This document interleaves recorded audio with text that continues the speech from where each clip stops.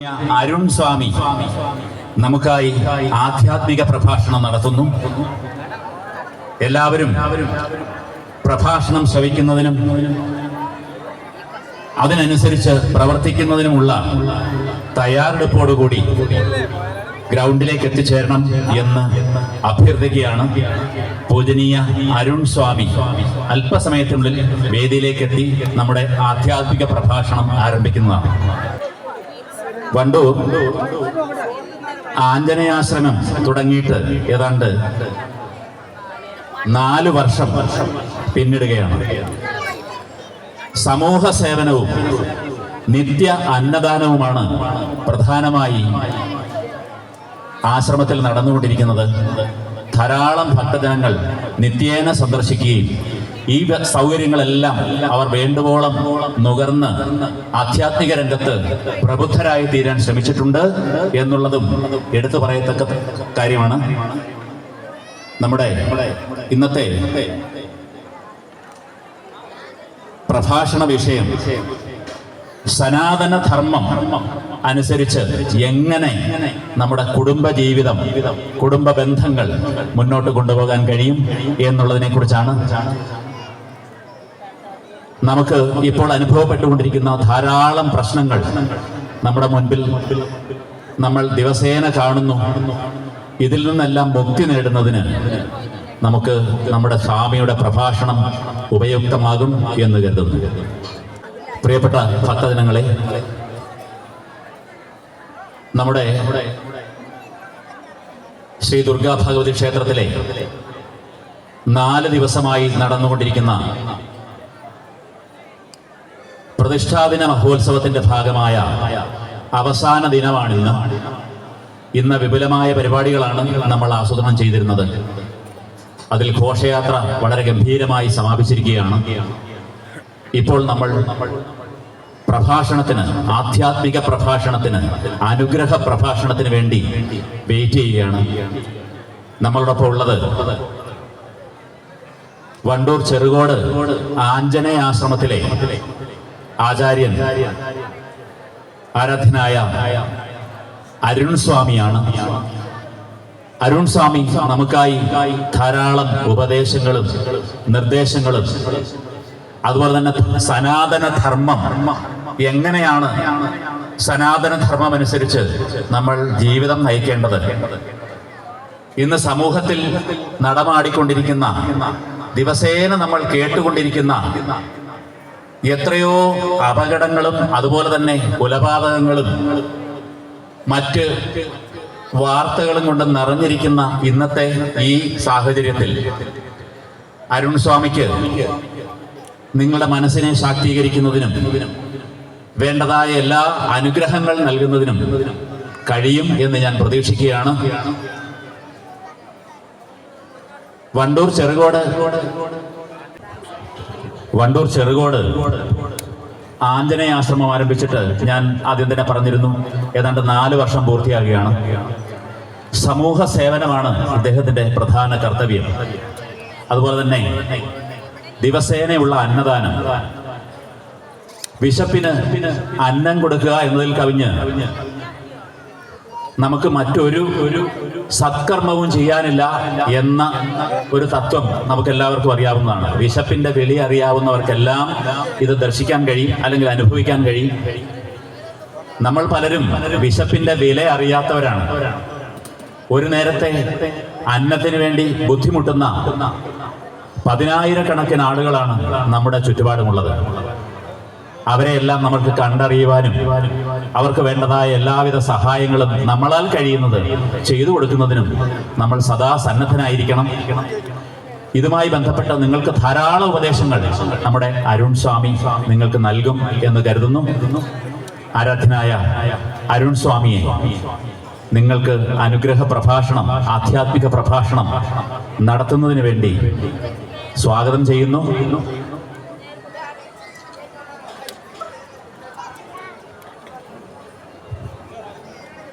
പ്രഭാഷണം ആരംഭിക്കുന്നു.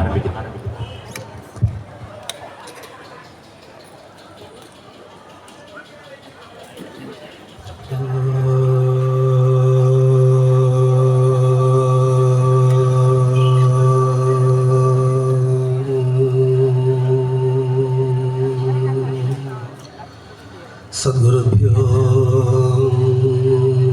നമഃ.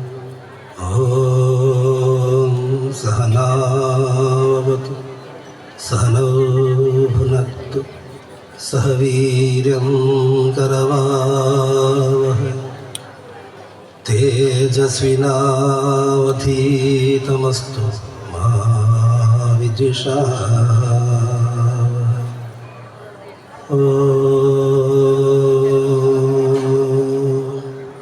ശാന്തി ശാന്തി ശാന്തി. പ്രിയമുള്ളവരെ, ആദ്യമേ തന്നെ എൻ്റെ സർവ്വസങ്കല്പങ്ങളും ഭാരതീയ ഋഷി പരമ്പരയുടെ പതകമലങ്ങളിലും ധർമ്മസ്വരൂപനായ ഭഗവാൻ ശ്രീരാമചന്ദ്ര മഹാപ്രഭുവിൻ്റെ പാദപത്മങ്ങളിലും ശക്തിസ്വരൂപിണിയും വിദ്യാസ്വരൂപിണിയും വാഗ്ദേവതയുമായ ജഗത് മാതാവിൻ്റെ പാദപത്മങ്ങളിലും സേവനം കൊണ്ടും കർമ്മം കൊണ്ടും ആത്മാരാമ പദവി ആർജിച്ച ആഞ്ജനേയ മഹാപ്രഭുവിൻ്റെ പാദപത്മങ്ങളിലും ധന്യമായ ഈ മുഹൂർത്തത്തിൽ ഇവിടെ എത്തിയിരിക്കുന്ന നിങ്ങളുടെ മനസ്ഥിതികളിലും ഒരു ഭഗവത് വിഗ്രഹത്തിൽ അർപ്പിക്കുന്ന പൂജാ കുസുമങ്ങളെന്ന വണ്ണം സർവവും സമർപ്പിച്ചുകൊള്ളട്ടെ. എല്ലാവർക്കും നമസ്കാരം. ഇടക്കര ശ്രീ ദുർഗാ ഭഗവതി ക്ഷേത്ര മഹോത്സവത്തോടനുബന്ധിച്ച് ഇന്നിവിടെ ഒത്തുചേരുവാനും ഈയൊരു സമയത്ത് നിങ്ങളുമായിട്ട് സംവദിക്കുവാനും അവസരം ലഭിച്ചത് ഭഗവതിയുടെ കൃപാകടാക്ഷം കൊണ്ടും ഭഗവതിയുടെ ഇച്ഛ കൊണ്ടുമാണ് എന്ന ബോധ്യത്തോടുകൂടി ഈ ഒരു സമയത്ത് എൻ്റെ ജീവിതത്തിൽ ആദ്യമായിട്ടാണ്, ഞാനിവിടെ സൂചിപ്പിക്കുകയുണ്ടായി, ജീവിതത്തിൽ ആദ്യമായിട്ടാണ് ഈ ഒരു സമയത്ത് ഒരു പ്രഭാഷണം എന്ന രീതിയിൽ സംസാരിക്കാനുള്ള അവസരമുണ്ടായിട്ടുള്ളത്. കാരണം ഈ ഒരു രാത്രിയിൽ ഇപ്പോൾ സമയം 9 മണി കഴിഞ്ഞ് 55 മിനിറ്റായി. ഈ സമയത്ത് ഒരു പ്രഭാഷണത്തിന് ഇത്രയും ആളുകൾ ഇവിടെ ഒത്തുകൂടിയിരിക്കുന്നു എന്നുള്ളത് വളരെ വളരെ അഭിനന്ദനാർഹമായിട്ടുള്ള ഒരു കാര്യമാണ്. അത് ഈ ഒരു പ്രഭാഷണത്തോടുള്ള പ്രാമുഖ്യം കൊണ്ടാണോ അതോ ഇനി അതിന് ശേഷമുള്ള മറ്റ് കലാപരിപാടികളോടുള്ള പ്രാമുഖ്യം കൊണ്ടാണോ എന്നറിയില്ലെങ്കിലും ഈ ഒരു സമയത്ത് ഇവിടെ സൂചിപ്പിക്കപ്പെട്ട പ്രസ്താവിക്കപ്പെട്ട വിഷയം സനാതനധർമ്മ സംസ്കൃതിയിൽ ഊന്നിക്കൊണ്ടുള്ള കുടുംബ സങ്കല്പത്തെക്കുറിച്ച് പറയുക എന്നുള്ളതാണ്. സനാതനധർമ്മ സംസ്കൃതിയിൽ എന്താണ് കുടുംബസങ്കല്പത്തിന് പ്രാധാന്യം കൊടുത്തിട്ടുള്ളത് എന്ന് നമ്മൾ ഓരോരുത്തരും അറിഞ്ഞിരിക്കേണ്ട വിഷയം തന്നെയാണ് എന്നതാണ് എനിക്ക് ആദ്യമേ തന്നെ പറയാനുള്ളത്. കാരണം സനാതനധർമ്മ സംസ്കൃതിയിൽ അഥവാ നശിക്കാത്ത സംസ്കൃതിയിൽ കുടുംബ ബന്ധങ്ങൾക്ക് വളരെ വളരെ വളരെ പ്രാധാന്യം കൽപ്പിച്ചിട്ടുണ്ട് എന്ന് പറയാതിരിക്കാൻ വയ്യ.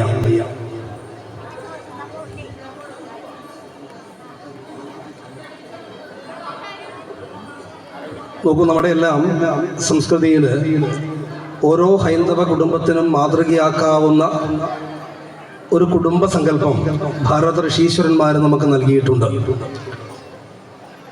നമ്മൾ ഓരോരുത്തരും ചിന്തിക്കേണ്ടത്, നമ്മളെല്ലാവരും, വളരെ സന്തോഷം, എനിക്ക് ആരെയും മുഖം കാണുന്നുണ്ടായിരുന്നു, അതുകൊണ്ടാണ് പറഞ്ഞത്, ഇത് പറയുമ്പോൾ ആളെ കാണണ്ടേ, അതുകൊണ്ടാണ് ലൈറ്റ് ഇടാൻ പറഞ്ഞത്. സന്തോഷം.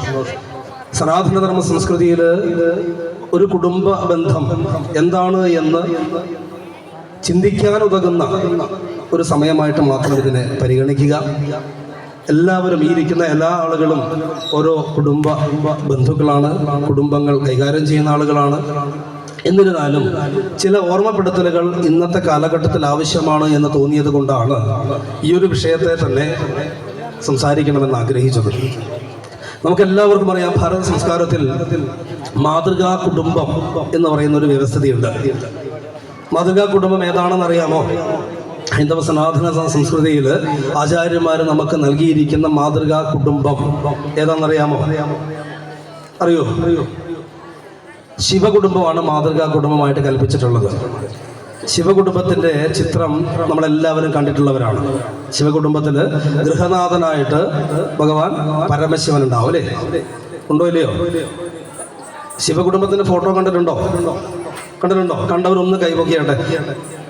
കൊള്ളാം, വളരെ നല്ലത്, കൈ താഴ്ത്തിക്കോളൂ. ഞാൻ ഈ ഒരു എപ്പോഴും പറയാറുണ്ട്, ഞാൻ പ്രഭാഷകനൊന്നുമല്ല, നമുക്ക് അറിയുന്ന കാര്യങ്ങൾ സംവദിക്കുക എന്നുള്ളതാണ്. അതുകൊണ്ടാണ് ഞാൻ നിങ്ങളുടെ മുഖത്തേക്കുള്ള ലൈറ്റ് ഓണാക്കാൻ പറഞ്ഞത്. എനിക്ക് എന്താ പറയുക, സംവാദത്തിൻ്റെ രീതി ആയതുകൊണ്ടാണ്. അപ്പോൾ ശിവകുടുംബത്തിൻ്റെ ഗൃഹനാഥനായിട്ടുള്ള ഭഗവാൻ മഹാദേവൻ, അതുപോലെ ഗൃഹനാഥയായിട്ടുള്ളതാരാ? പാർവതീ ദേവി. ഗൃഹനാഥനായിട്ടുള്ള മഹാദേവൻ, ഗൃഹനാഥയായിട്ടുള്ള പാർവതീദേവിയും അവരുടെ മക്കളായിട്ട് ശ്രീ ഗണേശ്വരനും അതുപോലെ തന്നെ ശ്രീ മുരുകനും, ഇങ്ങനെയുള്ള 4 പേര് ഉൾക്കൊള്ളുന്നതാണ് ഭാരത സംസ്കാരത്തിൽ, ഭാരത സംസ്കൃതിയിൽ, സനാതനധർമ്മ സംസ്കൃതിയിൽ ഒരു കുടുംബം, ഒരു മാതൃകാ കുടുംബം എന്താണ് എന്ന് ദേവതകളെ വെച്ചുകൊണ്ട് ഋഷീശ്വരന്മാർ നമുക്ക് കാണിച്ചു തന്ന മാതൃകാ കുടുംബം ശിവകുടുംബമാണ്. ആ ശിവകുടുംബത്തിൽ ഭഗവാൻ മഹാദേവൻ കുടുംബനാഥനും പാർവതീദേവി കുടുംബനാഥയും 2 മക്കളായിട്ട് ശ്രീ ഗണേശ്വരനെയും ശ്രീ മുരുകനെയും സ്ഥാപിച്ചിരിക്കുന്നു. ആ ശിവകുടുംബത്തിന്റെ ഫോട്ടോ നമ്മുടെ വീടുകളിൽ ഉണ്ടോ? ശിവകുടുംബത്തിന്റെ ഫോട്ടോ വീടുകളിലുള്ള ആളുകളൊന്ന് കൈപൊക്കൂ. ഞാൻ ചോദിക്കുന്നതിന് മുമ്പ് കൈപൊക്കി റെഡിയായി നിൽക്കുകയാണ്. എന്തായാലും ചോദിക്കുന്ന അറിയാം അല്ലേ? കൊള്ളാം. ആ ശിവകുടുംബത്തിന്റെ ഫോട്ടോ നമ്മുടെ വീട്ടിൽ വെച്ചാൽ മാത്രം പോരാ. എന്തുകൊണ്ടാണ് ശിവകുടുംബം ഭാരത സംസ്കാരത്തിന്റെ ധർമ്മ കുടുംബമാണ് എന്ന് പറയുന്നു, എന്തുകൊണ്ടാണ് ശിവകുടുംബം ഭാരതത്തിന്റെ കുടുംബസങ്കല്പമാണ് എന്ന് പറയുന്നു എന്നതിനെ കുറിച്ച് നമ്മളൊന്ന് പഠിക്കേണ്ടതുണ്ട്, മനസ്സിലാക്കേണ്ടതുണ്ട്. അത് പഠിക്കുമ്പോൾ പലപ്പോഴും നമ്മുടെ കുടുംബത്തിലെ ചില സാഹചര്യങ്ങളുമായിട്ട് അതിനൊരു സാമീപ്യമുള്ളതായിട്ട് തോന്നും. നോക്കൂ, ആ കുടുംബനാഥൻ ആയിട്ടുള്ള ഭഗവാൻ മഹാദേവന്റെ വേഷവിധാനത്തെക്കുറിച്ച് ഒന്ന് ചിന്തിച്ചു നോക്കുക.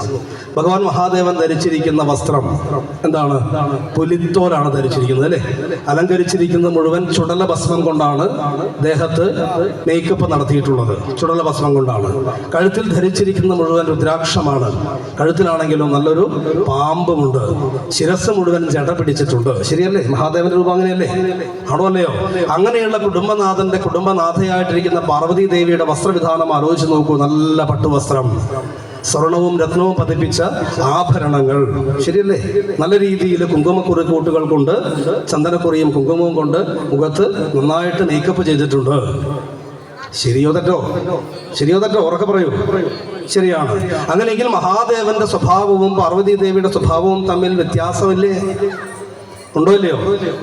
ഭഗവാൻ മഹാദേവന്റെ സ്വഭാവത്തിന്റെ നേരെ വിപരീത ദിശയിലല്ലേ പാർവതി ദേവിയുടെ സ്വഭാവം കാണുന്നത്? ആ രൂപം വെച്ച് ചിന്തിക്കുമ്പോൾ എല്ലാ ആർഭാടങ്ങളും അലങ്കാരങ്ങളും ഒഴിവാക്കിക്കൊണ്ട്, പുലിത്തോൽ ധരിച്ചുകൊണ്ട്, രുദ്രാക്ഷം ധരിച്ചുകൊണ്ട്, കഴുത്തിൽ പാമ്പനെ അണിഞ്ഞുകൊണ്ട്, ജടപിടിച്ച മുടിയോടുകൂടിയിട്ട്, ശ്മശാന വസ്ത്രം ധരിച്ചുകൊണ്ട് നിൽക്കുന്ന കുടുംബനാഥനും, എല്ലാ അലങ്കാരങ്ങളോടും കൂടി പട്ടുവസ്ത്രവും ധരിച്ച് സ്വർണ്ണമാലയും രത്നമാലയും ധരിച്ചുകൊണ്ട് അലങ്കരിച്ച് നിൽക്കുന്ന പാർവതി ദേവിയായിട്ടുള്ള കുടുംബനാഥയും കൂടിച്ചേരുമ്പോൾ 2 പേരും 2 വ്യത്യസ്ത സ്വഭാവമാണെങ്കിൽ പോലും, 2 വ്യത്യസ്ത ചിന്താഗതിയാണെങ്കിൽ പോലും, കുടുംബം എന്ന സങ്കല്പത്തിൽ ശിവപാർവതിമാർ ഉമാമഹേശ്വരന്മാരായിട്ട്, അർദ്ധനാരീശ്വരന്മാരായിട്ട് നമുക്ക് മുമ്പിൽ ദൃഷ്ടാന്തം നൽകുന്നുണ്ടോ?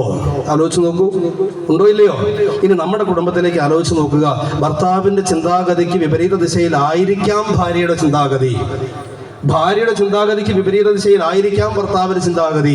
പക്ഷെ ആ 2 ചിന്താഗതികൾ തമ്മിലുള്ള ആശയക്കുഴപ്പത്തിന്റെ ഫലമായിട്ടല്ലേ കുടുംബത്തിൽ പ്രശ്നങ്ങൾ ഉണ്ടാവുന്നത്?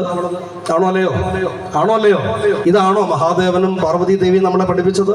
2 പേർക്കും 2 വ്യത്യസ്ത സ്വഭാവഗതി ഉണ്ടെങ്കിൽ പോലും അർദ്ധനാരീശ്വരന്മാരായിട്ട് ഒരു കുടുംബം എന്ന വ്യവസ്ഥിതിയിൽ ഒരുമിച്ച് ഒരേ മനസ്സോടുകൂടി മുന്നോട്ട് പോകണം എന്നുള്ള ദൃഷ്ടാന്തം ആ ശിവനും പാർവതിയും നമ്മളെ പഠിപ്പിച്ചു തരുന്നു. ശരിയല്ലേ? നോക്കൂ, നമ്മുടെ വീടുകളിൽ ഈ പറയുന്ന മഹാദേവന്റെ അല്ലെങ്കിൽ ശിവകുടുംബത്തിന്റെ ഫോട്ടോ വെച്ചിട്ടുണ്ടെങ്കിൽ ഇന്ന് തന്നെ നിങ്ങൾ പോയിട്ട് എന്ത് ചെയ്യണം? ആ ശിവകുടുംബത്തെക്കുറിച്ച്, ശിവന്റെ രൂപത്തെക്കുറിച്ച്, പാർവതിയുടെ രൂപത്തെക്കുറിച്ച് ഒന്ന് നോക്കുക. എന്നിട്ട് മനസ്സിൽ സ്വയം വിലയിരുത്തുക. എൻ്റെ ഭർത്താവ് എങ്ങനെയാണ്, ഞാൻ എങ്ങനെയാണ്, ഞങ്ങൾ തമ്മിലുള്ള സ്വരച്ചേർച്ച പ്രശ്നങ്ങൾ ഇതുപോലെ പരിഹരിക്കാൻ സാധിക്കുമോ? ആലോചിച്ച് നോക്കുക. അപ്പോഴേ നമുക്ക് ആ ശിവകുടുംബത്തിന്റെ പ്രാധാന്യം മനസ്സിലാകൂ. ഇനി അതുപോട്ടെ, ആ ശിവനും പാർവതിയും കഴിഞ്ഞാൽ ശിവന് ഒരു വാഹനമുണ്ട്, പാർവതിക്ക് ഒരു വാഹനമുണ്ട് അല്ലേ? ഭഗവാൻ മഹാദേവന്റെ വാഹനം ഏതാ? ഉറക്കെ പറയൂ. നന്ദി, കാളയാണല്ലേ? പാർവതി ദേവിയുടെ വാഹനം ഏതാ? ആക്റ്റീവ ആണോ? ഏതാ പാർവതിയുടെ വാഹനം? ഉറക്കെ പറയൂ. സിംഹം. നോക്കൂ, മഹാദേവന്റെ വാഹനമായിരിക്കുന്ന കാളയും പാർവതി ദേവിയുടെ വാഹനമായിരിക്കുന്ന സിംഹവും തമ്മിൽ ശത്രുതയുള്ള ആളുകളല്ലേ? ആണോ അല്ലയോ? സിംഹവും കാളയും തമ്മിൽ കണ്ടാൽ അടിച്ചു കയറുന്ന സ്വഭാവമുള്ള ആളുകളാണ്. പക്ഷേ കുടുംബം എന്ന വ്യവസ്ഥിതിയിൽ അർദ്ധനാരീശ്വര സങ്കല്പത്തിന്റെ ഫോട്ടോ എടുത്ത് നിങ്ങൾ നോക്കൂ. പകുതി കാളയെയും പകുതി സിംഹത്തെയും കാണാം. കുടുംബം എന്ന വ്യവസ്ഥിതിയിൽ രണ്ടുപേരുടെയും ചിന്താഗതികൾ, ഈ വാഹനം എന്നുള്ളത് അതാത് ഈശ്വരന്റെ ചിന്താഗതിയായിട്ട് മനസ്സിലാക്കിയാൽ, വ്യത്യസ്ത ചിന്താഗതികളുള്ള ശിവ പാർവതിമാർ കുടുംബം എന്ന സങ്കല്പത്തിൽ ഒരുമിച്ച് നിൽക്കുന്നു എന്നുള്ളതിന്റെ ദൃഷ്ടാന്തമായിട്ടാണ് ആ വാഹനത്തെ നമ്മൾ കാണേണ്ടത്. പറഞ്ഞു മനസ്സിലായോ? ഇനി അവരുടെ മക്കളെ കാര്യം നോക്കുക. ശ്രീ ഗണേശ്വരനും അതുപോലെ ശ്രീ മുരുകനും. ഗണേശൻ അഥവാ ഗണപതിയുടെ വാഹനം ഏതാ? ഗണപതിയുടെ വാഹനം ചുണ്ടലിയാണ് അല്ലേ? ആണോ അല്ലയോ? സുബ്രഹ്മണ്യന്റെ വാഹനം ഏതാ? കേട്ടില്ല? മയിൽ. ഗണപതിയുടെ വാഹനമായിരിക്കുന്ന ചുണ്ടലിക്കും മുരുകന്റെ വാഹനമായിരിക്കുന്ന മയിലിനും പൊതുവായിട്ടൊരു ശത്രുവുണ്ട്. പൊതുവായൊരു ശത്രു. അത് അച്ഛൻ്റെ കഴുത്തിലുണ്ട്. ഏതാ? സർപ്പം, അല്ലെങ്കിൽ മൂർഖൻ, അല്ലെങ്കിൽ പാമ്പ് എന്നൊക്കെ പറയാം. ഗണപതിയുടെ വാഹനമായിരിക്കുന്ന ചുണ്ടലിക്കും മുരുകന്റെ വാഹനമായിരിക്കുന്ന മയിലിനും പൊതുവായ ശത്രു സ്വന്തം പിതാവിന്റെ കഴുത്തിലുണ്ട് എന്ന് പറഞ്ഞാൽ ആ കഴുത്താണ്, കണ്ഠമാണ് കൽപ്പന പുറപ്പെടുവിക്കുന്നത്. അഥവാ വാക്കിന്റെ സ്ഥലം കഴുത്താണ്, ഗ്രീവമാണ്. അച്ഛൻ പറയുന്നതിന് വിപരീത ദിശയിലായിരിക്കാം മക്കളുടെ ചിന്താഗതി എന്ന് സൂചിപ്പിക്കുന്നതിന് ഇത്രത്തോളം ദൃഷ്ടാന്തം മറ്റൊന്നിനും എവിടെയും നൽകാൻ സാധിച്ചിട്ടില്ല. എന്നാൽ കുടുംബം എന്ന സങ്കല്പത്തിൽ, ആ ശിവകുടുംബം എന്ന സങ്കല്പത്തിൽ വ്യത്യസ്ത ചിന്താഗതികളുള്ള മക്കളെയും വ്യത്യസ്ത ചിന്താഗതിയുള്ള ഭാര്യാഭർത്താക്കന്മാരെയും ധർമ്മം എന്ന ഒരൊറ്റ കുടക്കീഴിൽ നിർത്തിക്കൊണ്ട് ഒരു കുടുംബമായിട്ട് കൊണ്ടുപോകാൻ വേണ്ടിയിട്ടാണ് ശിവകുടുംബത്തെ ആചാര്യന്മാർ നമുക്ക് നൽകിയിട്ടുള്ളത്. അതുകൊണ്ട് പ്രിയപ്പെട്ടവരെ, നിങ്ങൾ ഇന്ന് വീട്ടിലേക്ക് ചെല്ലുന്ന സമയത്ത് ശിവകുടുംബത്തിന് ചിത്രം അവിടെ ഉണ്ടെങ്കിൽ ഏറ്റവും നല്ലത് തന്നെ. പക്ഷേ ആ ശിവകുടുംബത്തിലെ അച്ഛനെ പോലെയാണോ, ആ ശിവകുടുംബത്തിലെ അമ്മയെ പോലെയാണോ, ആ ശിവകുടുംബത്തിലെ മക്കളെ പോലെയാണോ, ആ ശിവകുടുംബത്തിലെ വാഹനങ്ങളെ പോലെയാണോ നമ്മുടെ ചിന്താഗതികൾ, കുടുംബ വ്യവസ്ഥിതികൾ എന്ന് ഒന്ന് പുനരാലോചിക്കുന്നത് നാളെയുടെ സന്തോഷത്തിന്, നാളെയുടെ ദുഃഖത്തിന് അറുതി വരുത്തിക്കൊണ്ട് നാളെയുടെ സന്തോഷത്തിന് കാരണമാകും എന്നുള്ളതിന് യാതൊരു തർക്കവുമില്ല എന്ന് ഈ ഒരു സഭയിൽ ഞാൻ നിങ്ങളെ സാക്ഷ്യപ്പെടുത്തിക്കൊണ്ട് ഉറപ്പ് നൽകുകയാണ്. കാരണം ഇന്ന് ഹൈന്ദവ സനാതന ധർമ്മ സംസ്കൃതിയിലുള്ള നമ്മൾ ഓരോരുത്തരും നമ്മൾ പോലും അറിയാതെ വിവിധങ്ങളായിട്ടുള്ള വിഷയങ്ങൾ നമ്മുടെ എല്ലാം കുടുംബങ്ങളിൽ സംഭവിച്ചു കൊണ്ടിരിക്കുന്നു. ശരിയോ തെറ്റോ? ഒന്ന് ആലോചിച്ച് നോക്കുക. അച്ഛനും അമ്മയും തമ്മിലുള്ള പ്രശ്നങ്ങൾ, മക്കളും അച്ഛനും തമ്മിലുള്ള പ്രശ്നങ്ങൾ, മക്കളും അമ്മയും തമ്മിലുള്ള പ്രശ്നങ്ങൾ ഉണ്ടോ ഇല്ലയോ? നമ്മളൊക്കെ ഇവിടെ ഇരിക്കുന്ന ഇത്രയും ആളുകൾ 100% മനസ്സിന് സന്തോഷവും സമാധാനമുള്ള ആളുകളാണോ? 100% എനിക്ക് ഉറപ്പിച്ച് പറയാൻ സാധിക്കും, അല്ല, ഒരിക്കലുമല്ല. കാരണം ഏതെങ്കിലും വിഷയങ്ങൾ കൊണ്ട് നമ്മുടെ എല്ലാ മനസ്സിൽ ചില വേദനകളൊക്കെ ഉണ്ട്. തീർച്ചയായിട്ടും വേദനകളുണ്ട്. ഈ വേദനകൾ നമ്മുടെ കുടുംബത്തിന് സംഭവിക്കാനുണ്ടായിട്ടുള്ള കാരണം ഒന്ന് നമ്മൾ തിരിഞ്ഞു നോക്കിയാൽ പൂർവ്വകാലത്ത് നമ്മുടെ എല്ലാം കുടുംബങ്ങളിൽ ഉണ്ടായിരുന്ന 2 സംസ്കാരം ഇന്ന് പാടെ നശിച്ചിരിക്കുന്നു എന്ന് ബോധ്യപ്പെടാൻ സാധിക്കും. അതാണ് നേരത്തെ ഇവിടെ പ്രാരംഭത്തിൽ സൂചിപ്പിച്ചു, സനാതനധർമ്മ സംസ്കൃതിയിൽ കുടുംബ ബന്ധത്തിന്റെ പ്രാധാന്യം. സനാതനധർമ്മ സംസ്കൃതിയിൽ ഈ കുടുംബ ബന്ധങ്ങളെ നിലനിർത്തുന്നതിന് വേണ്ടിയിട്ട് ഏറ്റവും അത്യന്താപേക്ഷിതമായിട്ടുള്ള പ്രധാനമായിട്ടുള്ള 2 കർത്തവ്യങ്ങൾ നമ്മുടെ കുടുംബങ്ങളിൽ നടന്നു വന്നിരുന്നു. ഒരുമിച്ചിരുന്ന് ഭക്ഷണം കഴിക്കുക എന്നുള്ളതും ഒരുമിച്ചിരുന്ന് നാമം ജപിക്കുക എന്നുള്ളതും നമ്മുടെ കുടുംബങ്ങളിൽ ഉണ്ടായിരുന്നു. ശരിയോ തെറ്റോ? ആലോചിച്ച് നോക്കൂ. ഉണ്ടായിരുന്നോ? നമ്മുടെ എല്ലാം പൂർവ്വകാലത്ത്, അല്ലെങ്കിൽ ചെറുപ്പകാലത്ത്, എൻ്റെ എല്ലാം ചെറുപ്പകാലത്ത്, നിങ്ങളുടെ എല്ലാം ചെറുപ്പകാലത്ത് സന്ധ്യാസമയമാകുന്ന സമയത്ത് ആ വീട്ടിലുള്ള മൂത്ത അമ്മയോ അല്ലെങ്കിൽ കാർന്നവരായിട്ടുള്ള ആരെങ്കിലും ഉമ്മറപ്പടിയിൽ ഒരു നിലവിളക്ക് കത്തിച്ച് വെച്ചിരിക്കും. ശരിയല്ലേ? എന്നിട്ടോ ആ വിളക്കിന് ചുറ്റും ഇരുന്നിട്ട് രാമ രാമ രാമ രാമ രാമ രാമ പാഹിമാം ചൊല്ലിയിരുന്നോ? ഇന്നെന്താ ചെയ്യാറ്? ഉമ്മറപ്പടിയിൽ സന്ധ്യാസമയത്ത് വിളക്ക് വെച്ച് കത്തിച്ച് വെച്ചിരിക്കും. എന്നിട്ട് എന്ത് ചെയ്യും? നേരെ തിരിഞ്ഞിരിക്കും. എങ്ങോട്ട്? ഉറക്കെ പറയൂ. ടിവിയുടെ മുമ്പിൽ. ഉത്തരം ഞാനല്ല പറഞ്ഞത്. ഇവിടെ ഇരിക്കുന്ന നിങ്ങൾക്ക് അതിന്റെ ഉത്തരം അറിയുമെങ്കിൽ നിങ്ങളെല്ലാം അത് ചെയ്യുന്ന ആളുകളാണ് എന്ന് എനിക്ക് ബോധ്യമായി. സന്ധ്യാസമയത്ത് ഉമ്മറപ്പടിയിൽ നിലവിളക്ക് കത്തിച്ച് വെച്ചിരുന്നിട്ട് തിരിഞ്ഞിരുന്ന് ഫോണിലേക്ക് അല്ലെങ്കിൽ ടിവിയിലേക്ക് നോക്കിയിട്ട് നമ്മളൊക്കെ പ്രാർത്ഥിക്കും. ഒരു കാലത്ത് വിവിധ ക്ഷേത്ര പ്രസ്ഥാനങ്ങൾ അധപ്പതിച്ചുകൊണ്ടിരിക്കുന്ന ഹൈന്ദവ കുടുംബങ്ങളെ ഉദ്ധരിക്കുന്നതിന് വേണ്ടിയിട്ട് ഒരു ലഘുലേഖ ഇറക്കിയിരുന്നു. ആ ലഘുലേഖയിൽ സന്ധ്യാസമയത്ത് 6 മണി മുതൽ 7 മണി വരെയുള്ള സമയത്ത് TV ഓഫ് ചെയ്ത് നാമം ജപിക്കണം എന്നൊരു നിയമം കൊണ്ടുവന്നു, അല്ലെങ്കിൽ ഒരു കൽപ്പന പുറപ്പെടുവിച്ചു. ആ സമയത്ത് TV-ക്കാരെന്താ ചെയ്തത്? 6 മണി മുതൽ 7 മണി വരെ 33 കോടി ദേവതകളെ നമുക്ക് സീരിയലായിട്ട് കിട്ടി തുടങ്ങി. മഹാഗണപതി, കാശിനാഥൻ, കൈലാസനാഥൻ എന്ന് വേണ്ട ഏതെല്ലാം ദേവതകൾ ഈ ഭൂമി ലോകത്തുണ്ടോ അവരെല്ലാം കഥകൾ സന്ധ്യാസമയത്ത് 6 മണി മുതൽ 7 മണി വരെ ടി വിയിൽ നമുക്ക് സീരിയലായിട്ട് കിട്ടി തുടങ്ങി. അതുകൊണ്ട് മുത്തശ്ശിമാരും അമ്മൂമ്മമാരും ഉമ്മർപ്പടിയിൽ വിളക്ക് കത്തിച്ച് വെച്ചിരുന്നിട്ട് നേരെ ടി വിയിൽ നോക്കിയിട്ട് അല്ലയോ കൈലാസനാഥ നമശിവായ നമശിവായ എന്ന് ടി വിയിൽ നോക്കി ജപിക്കുന്ന ഒരവസ്ഥയിലേക്ക് അധപ്പതിച്ചു പോയി നമ്മുടെ കുടുംബങ്ങൾ. ശരിയല്ലേ? ശരിയല്ലേ? ഇന്ന് ആ 6 മണി മുതൽ 7 മണി വരെയുള്ള സമയത്ത് ടി വി ഓഫാക്കാതെ ടി വിയിൽ നോക്കിയിട്ട് നാമം ജപിക്കുന്ന ആളുകളായിട്ട് നമ്മൾ മാറിയപ്പോ നമ്മുടെ കുടുംബ ബന്ധങ്ങൾ നശിച്ചു പോകുന്നത് നമ്മൾ തിരിച്ചറിഞ്ഞില്ല. ഒരുമിച്ചിരുന്ന് നാമം ജപിക്കുന്ന സംസ്കാരം നമുക്കുണ്ടായിരുന്ന സമയത്ത് അച്ഛനും അമ്മയും അമ്മമ്മയും മുത്തിയമ്മയും മുത്തശ്ശിയും പേരക്കുട്ടികളും ഒരുമിച്ചിരുന്ന് നാമം ജപിക്കുമ്പോൾ ആ ഈശ്വര സങ്കല്പം എന്താണ് എന്നും ഈശ്വര സങ്കല്പത്തോടു കൂടി ജീവിക്കുമ്പോഴുള്ള ഗുണം എന്താണ് എന്നുള്ളതും നമ്മുടെ മക്കൾ അറിഞ്ഞിരുന്നു. എന്നാൽ ഒരുമിച്ച് നാമം ജപിക്കുന്നതിന് പകരം അച്ഛൻ അച്ഛന്റെ റൂമിൽ മൊബൈലിൽ തോണ്ടിക്കൊണ്ടിരിക്കുമ്പോൾ, അമ്മ അടുക്കളയിൽ മൊബൈലിൽ തോണ്ടിക്കൊണ്ടിരിക്കുമ്പോൾ, മക്കള് മക്കളുടെ റൂമിൽ, ഞാൻ എടുത്തു പറയുന്നു മക്കളുടെ റൂമിൽ. എന്തുകൊണ്ട് അങ്ങനെ പറയാൻ കാരണം, ഇന്ന് കല്യാണം കഴിഞ്ഞിട്ട് ഭാര്യയും ഭർത്താവും ആദ്യമായിട്ട് കല്യാണം കഴിച്ച് 1ാമത്തെ കുഞ്ഞുണ്ടാവുന്നതിന് മുമ്പ് അഥവാ 3 മാസം ഗർഭത്തിലിരിക്കുന്ന സമയത്ത് തന്നെ വീടിന് പ്ലാൻ വരയ്ക്കുമ്പോൾ ആ ഗർഭത്തിലിരിക്കുന്ന കുഞ്ഞിനെ കിടക്കാൻ വേണ്ടി പ്രത്യേകിച്ച് റൂം നിശ്ചയിക്കുന്ന സമൂഹമാണ്. ശരിയല്ലേ? ഗർഭത്തിലിരിക്കുന്ന കുഞ്ഞിന് 3 മാസം ഗർഭത്തിലേക്ക് നമ്മുടെ സമൂഹം മാറിയിട്ടുണ്ടെങ്കിൽ തീർച്ചയായിട്ടും നമ്മൾ നാളെ ദുഃഖിക്കും. ഒരു തർക്കവും വേണ്ട, ദുഃഖിക്കും. ആ ദുഃഖം ഇന്ന് പല കുടുംബങ്ങളിലും ഉണ്ട്. അതുകൊണ്ടാണ് പറയേണ്ടി വരുന്നത്. എന്തായാലും ഒരുമിച്ച് നാമം ജപിക്കുമ്പോൾ ഉണ്ടായിരുന്ന ഒരു ഐക്യമുണ്ട്. ആ ഐക്യം നമ്മുടെ കുടുംബത്തിൽ നിന്ന് നഷ്ടപ്പെട്ടു. അതാണ് ഞാൻ നേരത്തെ പറഞ്ഞത്. 2 കാര്യങ്ങളാണ് നമ്മൾ മാറ്റിയത്. അതിലൊന്ന്, ഒരുമിച്ചിരുന്ന് നാമം ജപിക്കുന്ന സംസ്കാരം നമ്മൾ നഷ്ടപ്പെടുത്തി.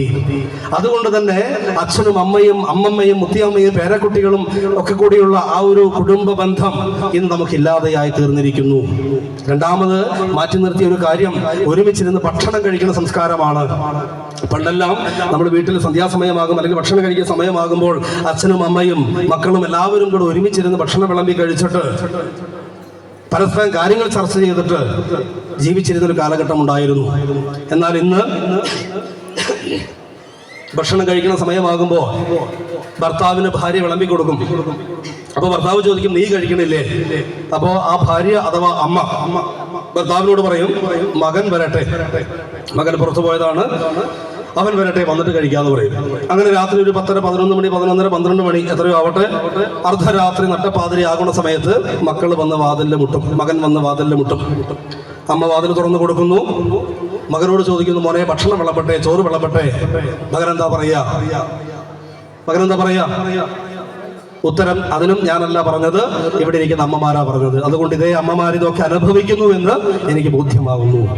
ആ അമ്മമാരോട് മക്കൾ പറയും, ഞാൻ പുറത്തുനിന്ന് കഴിച്ചു, അല്ലെങ്കിൽ ഫ്രണ്ട്സിന്റെ കൂടെ കഴിച്ചു, ഹോട്ടലിൽ നിന്ന് കഴിച്ചു എന്നൊക്കെ പറയും. ശരിയല്ലേ? ആണോ അല്ലയോ? പുറത്തുനിന്ന് കഴിക്കേണ്ടെന്നൊന്നും പറഞ്ഞില്ല. പക്ഷേ ഒരുമിച്ചിരുന്ന് ഭക്ഷണം കഴിക്കുന്ന സമയത്ത് ഉണ്ടാകുന്ന സ്നേഹബന്ധം, ഒരുമിച്ചിരുന്ന് ഭക്ഷണം കഴിക്കുമ്പോൾ ഉണ്ടാകുന്ന ആത്മബന്ധം, ഒരുമിച്ചിരുന്ന് നാമം ജപിക്കുമ്പോൾ ഉണ്ടാകുന്ന കുടുംബ ബന്ധം, ഇതെല്ലാം നമ്മുടെ കുടുംബങ്ങളിൽ നഷ്ടപ്പെട്ടതിന്റെ അടിസ്ഥാനപരമായിട്ടുള്ള 2 പ്രധാന ഘടകങ്ങളാണ് ഞാൻ സൂചിപ്പിച്ചത്. ഒരുമിച്ചിരുന്ന് ഭക്ഷണം കഴിക്കുകയും ഒരുമിച്ചിരുന്ന് നാമം ജപിക്കുകയും ചെയ്യുന്ന സംസ്കാരം എന്ന് നമ്മുടെ കുടുംബങ്ങളിൽ നിന്ന് പടിയിറങ്ങിപ്പോയോ അന്ന് നമ്മുടെ കുടുംബങ്ങളിലേക്ക് കയറി വന്നതാണ് ഈ അശാന്തി. അന്ന് നമ്മുടെ കുടുംബങ്ങളിലേക്ക് കയറി വന്നതാണ് ഈ അശാന്തിയും ദുരിതവും എല്ലാം. ഒരു തർക്കവും വേണ്ട. കാരണം ഇന്ന് അച്ഛനും അച്ഛൻ്റെ ഫോണും, അമ്മയും അമ്മയുടെ ഫോണും, മക്കളും മക്കളുടെ ഫോണും. ഞാൻ ഫോണിനെ കുറ്റപ്പെടുത്തുന്ന ആളൊന്നുമല്ല. പക്ഷേ ഇന്നത്തെ സമൂഹത്തിൽ വന്നിരിക്കുന്ന മാറ്റത്തെക്കുറിച്ച് ആലോചിച്ച് നോക്കുക. എന്തുകൊണ്ടാണ് മാറ്റം വന്നത്? ആശ്രമത്തിൽ പല അമ്മമാരും വന്നിട്ട് പറയും, എൻ്റെ മകൻ 1ാം ക്ലാസ്സിലാണ് അല്ലെങ്കിൽ 2ാം ക്ലാസ്സിലാണ്, ഫോണിന് അഡിക്റ്റ് ആണ് പറയാറില്ലേ? ഈ ഇരിക്കുന്ന കുടുംബങ്ങളിലൊക്കെ ആവശ്യം ഉണ്ടാവും. എന്താ, ചെറിയ കുട്ടിക്ക് ഭക്ഷണം കഴിക്കണമെങ്കിൽ കൊച്ചു TV വേണം. പല പരാതിയാണ്. ഭക്ഷണം കഴിക്കണമെങ്കിൽ എന്ത് വേണം? കൊച്ചു TV വേണം. എന്താ കാരണം? ഈ കുഞ്ഞ് മുട്ടിലിഴഞ്ഞ് നടക്കുന്ന സമയത്ത് അമ്മയ്ക്ക് അടുക്കളയിൽ പണിയെടുക്കണമെങ്കിൽ ഈ കുഞ്ഞ് കരയാതിരിക്കണം. അതിനെന്താ ചെയ്യാ? കൊച്ചു TV ഓണാക്കി വെച്ച് കൊടുക്കും. പണ്ടുള്ള ആളുകൾ പറഞ്ഞു, ചൊട്ടയിലെ ശീലം ചോട്ടല്ല വരെ. ഈ കുഞ്ഞിന് ഫോൺ കൊടുത്ത് പഠിപ്പിച്ചതാരാ? കൊച്ചു TV കൊടുത്ത് പഠിപ്പിച്ചതാരാ? കാർട്ടൂൺ കേൾപ്പിച്ച് അല്ലെങ്കിൽ കാണിച്ചു കൊടുത്ത് പഠിപ്പിച്ചതാരാ? ഇതേ അമ്മമാരാണ്. അതുകൊണ്ട് ആ ചെറിയ കുഞ്ഞിന് ചെറുപ്പത്തിൽ കൊടുക്കേണ്ടതിന് പകരം ആ അമ്മയുടെയും അച്ഛൻ്റെയും സമയത്തിനനുസരിച്ച് കുട്ടികൾ കരയാതിരിക്കാൻ വേണ്ടിയിട്ട് കൊടുത്ത് ശീലിപ്പിച്ചിട്ട് ആ കുഞ്ഞ് കുറച്ച് വലുതായിട്ട് അത് അഡിക്റ്റാണ്, ഫോണിന് അഡിക്റ്റാണ് എന്ന് പറയുന്നതിൽ യാതൊരു അർത്ഥവുമില്ല. അവിടെയാണ് ഈ ഒരുമിച്ചിരുന്ന് ഭക്ഷണം കഴിക്കുകയും ഒരുമിച്ചിരുന്ന് നാമം ജപിക്കുകയും ചേർത്ത് പിടിക്കുകയും ചെയ്യേണ്ടതിൻ്റെ പ്രാധാന്യം ഉണ്ടാകുന്നത്. അങ്ങനെയുള്ള പല പല പല പല വിഷയങ്ങൾ കൊണ്ട് നമ്മുടെ എല്ലാം കുടുംബങ്ങളിൽ ഇന്ന് അശാന്തിയുണ്ട്. ആ അശാന്തി എങ്ങനെയാണ് നിഴലിക്കുന്നത് ആലോചിച്ച് നോക്കൂ. നിങ്ങൾ നിത്യം പത്രം വായിക്കുന്ന ഒരാളാണെങ്കിൽ, നിത്യം ന്യൂസ് കാണുന്ന ഒരാളാണെങ്കിൽ, നേരത്തെ ഇവിടെ സാറ് സൂചിപ്പിച്ചു, നമ്മുടെ എല്ലാം ഈ കാലഘട്ടത്തിൽ വിവിധങ്ങളായിട്ടുള്ള വിഷയങ്ങൾ നമുക്ക് ചുറ്റും നടന്നുകൊണ്ടിരിക്കുന്നു. എന്തെല്ലാം വാർത്തകളാണ്, എന്തെല്ലാം ദുഃഖങ്ങളാണ്, എന്തെല്ലാം ദുരിതങ്ങളാണ് ഓരോ ദിവസവും നമ്മൾ ഈ മാധ്യമങ്ങളിലൂടെ കാണുന്നത്. ഓരോ കുടുംബത്തിലും സംഭവിക്കുന്ന ദുരന്തങ്ങൾ എന്തൊക്കെയാണ് എന്ന് സ്വയം ഒന്ന് ആലോചിച്ച് നോക്കുക. അപ്പോഴും നമ്മൾ പറയും, എൻ്റെ കുടുംബത്തിൽ അങ്ങനെയില്ല, അത് അവിടെയല്ലേ, അപ്പുറത്തല്ലേ. നോക്കൂ, നാളെ നമ്മുടെ കുടുംബത്തിൽ വന്നു ചേരാൻ സാധ്യതയുള്ള ഒട്ടനവധി ദുരന്തങ്ങളാണ് ഇന്ന് സമൂഹത്തിൽ സംഭവിച്ചു കൊണ്ടിരിക്കുന്നത്. ഈ സമൂഹത്തിൽ ഇതെല്ലാം സംഭവിക്കാനുള്ള കാരണം ആത്യന്തികമായിട്ട് കുടുംബ ബന്ധങ്ങളുടെ പ്രാധാന്യം എന്താണ് എന്ന് ആ കുഞ്ഞുങ്ങളെ പഠിപ്പിച്ചു കൊടുക്കാൻ, ബോധ്യപ്പെടുത്തി കൊടുക്കാൻ നമുക്ക് സാധിച്ചിട്ടില്ല എന്നുള്ളത് തന്നെയാണ്. ഭാരത സംസ്കാരത്തിൽ, സനാതനധർമ്മ സംസ്കൃതിയിൽ ഒരു കുടുംബം എങ്ങനെയായിരിക്കണമെന്നും, അച്ഛൻ എങ്ങനെയായിരിക്കണമെന്നും, അമ്മ എങ്ങനെയായിരിക്കണമെന്നും, മകൻ എങ്ങനെയായിരിക്കണമെന്നും, മകൾ എങ്ങനെയായിരിക്കണമെന്നും, സഹോദരി സഹോദര ബന്ധം എങ്ങനെയായിരിക്കണമെന്നും വ്യക്തമായിട്ട് സുവ്യക്തമായിട്ട് രാമായണത്തിൽ നമുക്ക് കാണിച്ചു തന്നിട്ടുണ്ട്. നോക്കൂ, നമ്മുടെ കുഞ്ഞുങ്ങളെ എത്ര പേരെ നമ്മൾ രാമായണം പഠിപ്പിച്ചിട്ടുണ്ട്. രാമായണത്തിൽ രാമന്റെ ധർമ്മം നമ്മൾ ആരെ പഠിപ്പിച്ചിട്ടുണ്ട്? നമ്മൾ ആകെ കേട്ടിട്ടുള്ളത് എന്താണ്? പൂർണ്ണ ഗർഭിണിയായിട്ടുള്ള സീതയെ കാട്ടിൽ ഉപേക്ഷിച്ചവനാണ് രാമൻ. അത് മാത്രമേ നമ്മൾ കേട്ടുള്ളൂ.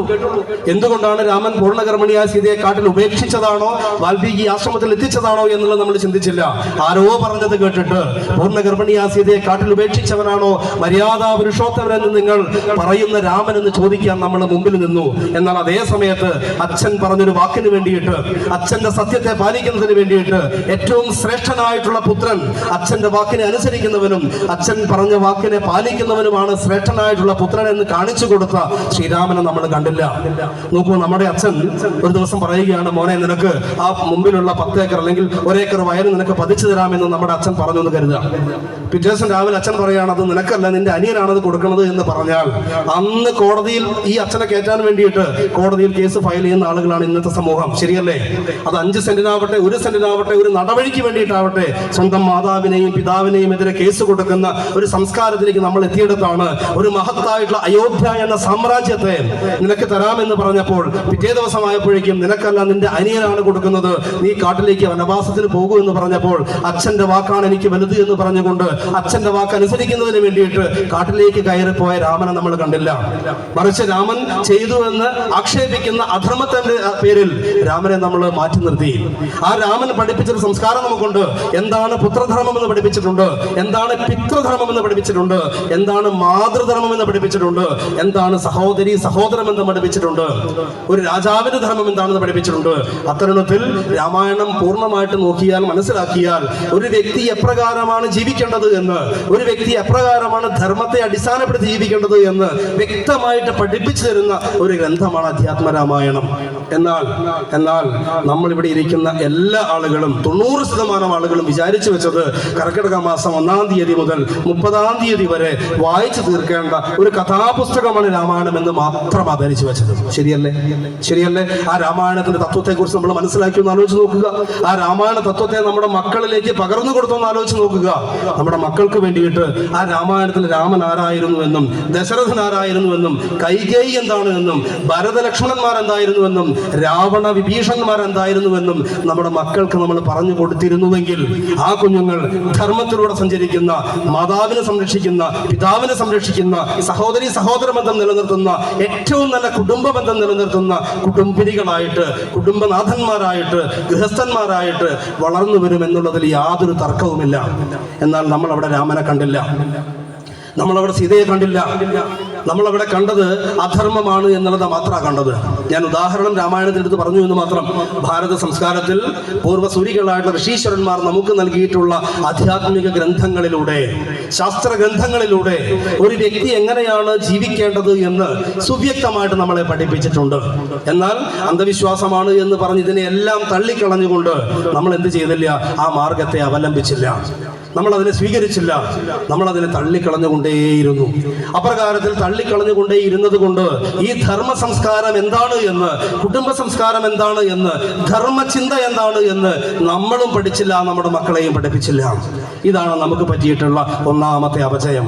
ഒരുമിച്ചിന് നാമം ജപിക്കുന്ന സമയത്ത് ഒന്ന് ആലോചിച്ച് നോക്കൂ. നമ്മുടെ എല്ലാം ചെറുപ്പകാലത്ത് രാമ രാമ രാമ രാമ രാമ രാമ പാഹിമാം എന്ന് പാടിയ സമയത്ത്, അതിൽ ഓരോ ഭാഗത്ത് രാമന്റെ കഥകളെ കുറിച്ച് പഠിപ്പിച്ച സമയത്ത്, അതിനെക്കുറിച്ച് മുത്തശ്ശിമാര് പറഞ്ഞു തന്ന സമയത്ത് നമുക്കൊരു രൂപം കിട്ടിയിരുന്നു. രാമൻ എന്താണ്?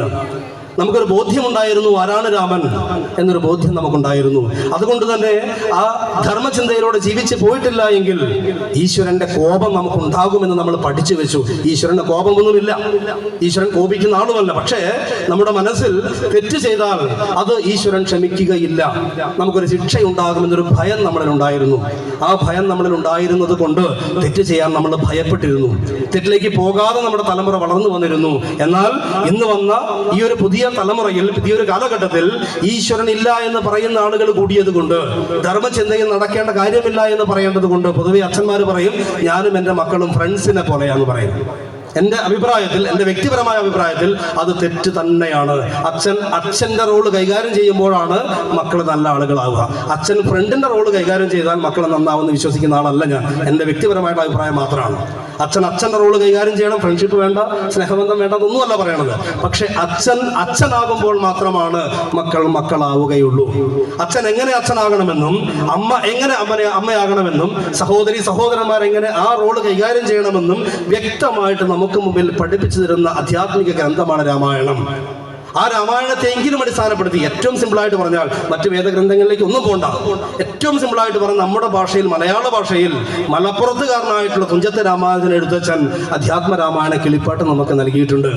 ആ അധ്യാത്മ രാമായണ കിളിപ്പാട്ടിനെയെങ്കിലും ഒന്ന് അവലംബിച്ചുകൊണ്ട് എങ്ങനെയാണ് കുടുംബ ബന്ധത്തെ നിലനിർത്തേണ്ടത് എന്ന് നമ്മൾ പഠിച്ചിരുന്നുവെങ്കിൽ ഇന്ന് ഈ കേരളത്തിൽ നാം നിത്യേന കേട്ടുകൊണ്ടിരിക്കുന്ന ഒട്ടനവധി ദുരന്ത വാർത്തകൾക്ക് അറുതി ഉണ്ടാകുമായിരുന്നു. ഒരു തർക്കവും വേണ്ട കാര്യത്തിൽ. അത്രത്തോളം മഹത്തരമായിട്ടുള്ള സംഭാവനകൾ നമ്മുടെ ഋഷീശ്വരന്മാർ നമുക്ക് നൽകിയിട്ടുണ്ട്.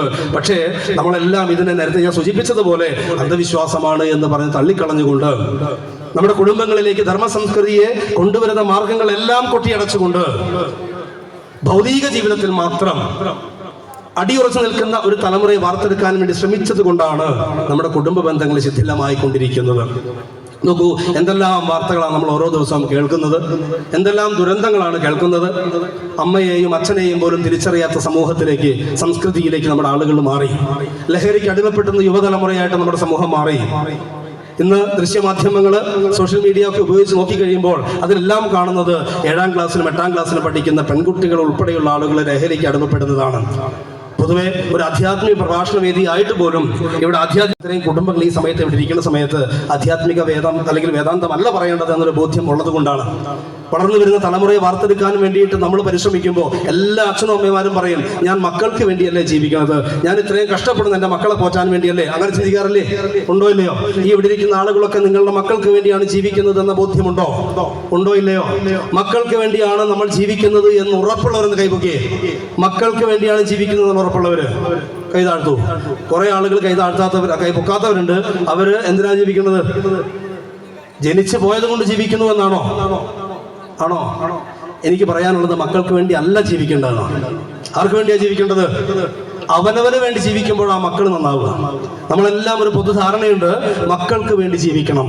കാരണം അതെങ്ങനെയാ മക്കൾക്ക് വേണ്ടി ജീവിക്കുക? മക്കൾ തെറ്റൊന്നും ചെയ്യാൻ പാടില്ല. സന്ധ്യാസമയത്ത് 6 മണിക്ക് നിങ്ങൾ പഠിക്കാനിരുന്ന് കൊള്ളണം, അല്ലെങ്കിൽ 7 മണിക്ക് പഠിക്കാനിരുന്ന് കൊള്ളണം. എന്നിട്ട് അമ്മ എന്താ ചെയ്യുക? അതേസമയത്ത് TV ഓണാക്കിയിട്ട് അമ്മ സീരിയൽ കാണും. അങ്ങനെ മക്കൾക്ക് വേണ്ടി ജീവിക്കരുത്. നമുക്ക് വേണ്ടി ജീവിച്ചാലേ മക്കൾ ഇത് കണ്ടുപഠിക്കുകയുള്ളൂ. മക്കളാണ്, അല്ലെങ്കിൽ അമ്മമാരാണ്, അല്ലെങ്കിൽ അച്ഛന്മാരാണ്, പിതാക്കളാണ് മക്കളുടെ റോൾ മോഡൽ എന്ന് ആദ്യം മനസ്സിലാക്കുക. മക്കളുടെ റോൾ മോഡൽ മാതാപിതാക്കളാണ്. മാതാപിതാക്കളെ നോക്കിക്കൊണ്ട് മക്കൾ 3 കാര്യങ്ങൾ ചെയ്യുന്ന പറയാ. മാതാപിതാക്കളെ നോക്കിക്കൊണ്ട് മക്കൾ ചെയ്യുന്ന 3 കാര്യങ്ങൾ നിങ്ങൾ പഠിച്ചു വെച്ചോളൂ. ഒന്നാമത്തേത്, അവർ നമ്മളെ നിരീക്ഷിക്കും. അടിയുറച്ച് വെച്ചോളൂ, അടി വരയിട്ട് വെച്ചോളൂ. മക്കൾ നമ്മളെ നിരീക്ഷിക്കും. ഒരു സംശയവും വേണ്ട, നമ്മളെ നിരീക്ഷിക്കും. ചെറിയ പ്രായം മുതൽ അച്ഛനും അമ്മയൊക്കെ കാണിക്കുന്ന ആക്ഷനൊക്കെ മക്കൾ കാണിക്കാറില്ലേ? ഉണ്ടോ ഇല്ലയോ? നടക്കുന്ന രീതി, വർത്തമാനം പറയുന്ന രീതി, ഇതൊക്കെ എന്തുകൊണ്ട് അവർക്ക് കിട്ടുന്നത്? അവർ നിരീക്ഷിക്കുന്നത് കൊണ്ടാണ്. അവർ നമ്മളെ നിരീക്ഷിച്ചുകൊണ്ടേയിരിക്കുന്നു. നമ്മൾ എന്ത് ചെയ്യുന്നു എന്ന് അവർ നിരീക്ഷിച്ചുകൊണ്ടേയിരിക്കുന്നു. നമ്മൾ എന്ത് പ്രവർത്തിക്കുന്നു എന്ന് അവൾ നിരീക്ഷിച്ചുകൊണ്ടേയിരിക്കുന്നു. അങ്ങനെ നിരീക്ഷിച്ച് ആ മക്കൾ നമ്മളെ എന്ത് ചെയ്യുന്നു? അനുകരിക്കാൻ തുടങ്ങും. നമ്മളെ അനുകരിക്കാൻ തുടങ്ങും. സിഗരറ്റ് വലിക്കുന്ന അച്ഛനാണെങ്കിൽ ഇത് നിരീക്ഷിച്ച് ആ അച്ഛൻ്റെ മകൻ ഒരു പേപ്പർ ചുരുട്ടി കത്തിച്ച് ചുണ്ടിൽ വെക്കും, ഉറപ്പാണ്. ശരിയോ തെറ്റോ? അപ്പൊ നമ്മൾ എന്താ പറയും? കണ്ടോ, അവനത് കണ്ടോ, പേപ്പർ ചുരുട്ടി വെക്കാൻ തുടങ്ങി. നമ്മൾ വലിയ അഭിമാനത്തോടു കൂടി പറയും. ആ മക്കൾ അത് നിരീക്ഷിച്ചിട്ട് അനുകരിക്കുന്നതാണ് എന്ന് മനസ്സിലാക്കാൻ കഴിവില്ലാത്ത ആളുകളായിട്ട് നമ്മൾ അധപ്പതിക്കുന്നു. ഇനിയോ, അങ്ങനെ ആ നിരീക്ഷിച്ചിട്ട് അവരത് അനുകരിച്ചു കഴിഞ്ഞാൽ അടുത്ത സ്റ്റേജ് എന്ന് പറയുന്നത് അത് മാതൃകയാക്കും എന്നുള്ളതാണ്. എന്താ ചെയ്യുക? അവരത് മാതൃകയാക്കും. മക്കൾ നമ്മളെ നിരീക്ഷിക്കും, അനുകരിക്കും, മാതൃകയാക്കും. എന്നിട്ട് നമ്മൾ ഈ മക്കൾ നല്ല രീതിയിൽ പോയിട്ടില്ലെങ്കിൽ നമ്മളവരെ കുറ്റപ്പെടുത്തുമ്പോൾ ആദ്യം ചിന്തിക്കേണ്ടത് എന്താ? കണ്ണാടിയിൽ സ്വയം ഒന്ന് നോക്കുക, ഞാൻ എന്ത് ചെയ്തു എന്നുള്ളത്.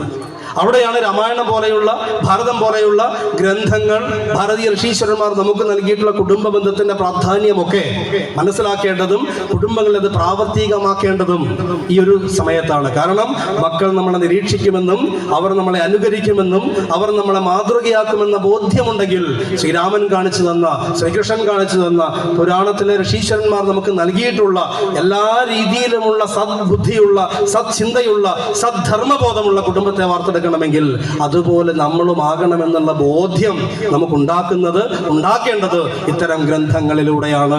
ആ ഗ്രന്ഥങ്ങളുടെ ശാസ്ത്ര അവബോധം നമ്മളിൽ ഉണ്ടാകുമ്പോഴാണ് നല്ല മാതാപിതാക്കളായിട്ട്, നല്ല കുടുംബമായിട്ട് നമുക്ക് മാറാൻ സാധിക്കുകയുള്ളൂ. അതിന് ആദ്യം ചെയ്യേണ്ട ഒരു കാര്യം, നമ്മളൊരു 5 യജ്ഞം നടത്തണം എന്നുള്ളതാണ്. നല്ല കുടുംബത്തെ വാർത്തെടുക്കാൻ, നല്ല മക്കളെ വാർത്തെടുക്കാൻ, നല്ല തലമുറയെ വാർത്തെടുക്കാൻ ഈശ്വര കടാക്ഷം നമുക്കുണ്ടായേ പറ്റൂ. ആ ഈശ്വര കടാക്ഷം ഉണ്ടാക്കിയെടുക്കണമെങ്കിൽ തീർച്ചയായിട്ടും നിങ്ങൾ ഓരോരുത്തരും 5 യജ്ഞങ്ങൾ നടത്തേണ്ടതായിട്ടുണ്ട്. 5 യജ്ഞങ്ങൾ. ഞാനിപ്പോൾ പറയാൻ പോകുന്ന 5 യജ്ഞങ്ങൾ നിങ്ങൾ നടത്താൻ തയ്യാറാണോ? ഒരു പൈസ ചെലവില്ല, ഒരു പണം പോലും നിങ്ങൾ ചെലവാക്കണ്ട. ഈ പറയുന്ന 5 യജ്ഞം നിങ്ങൾ നടത്താൻ തയ്യാറാണോ?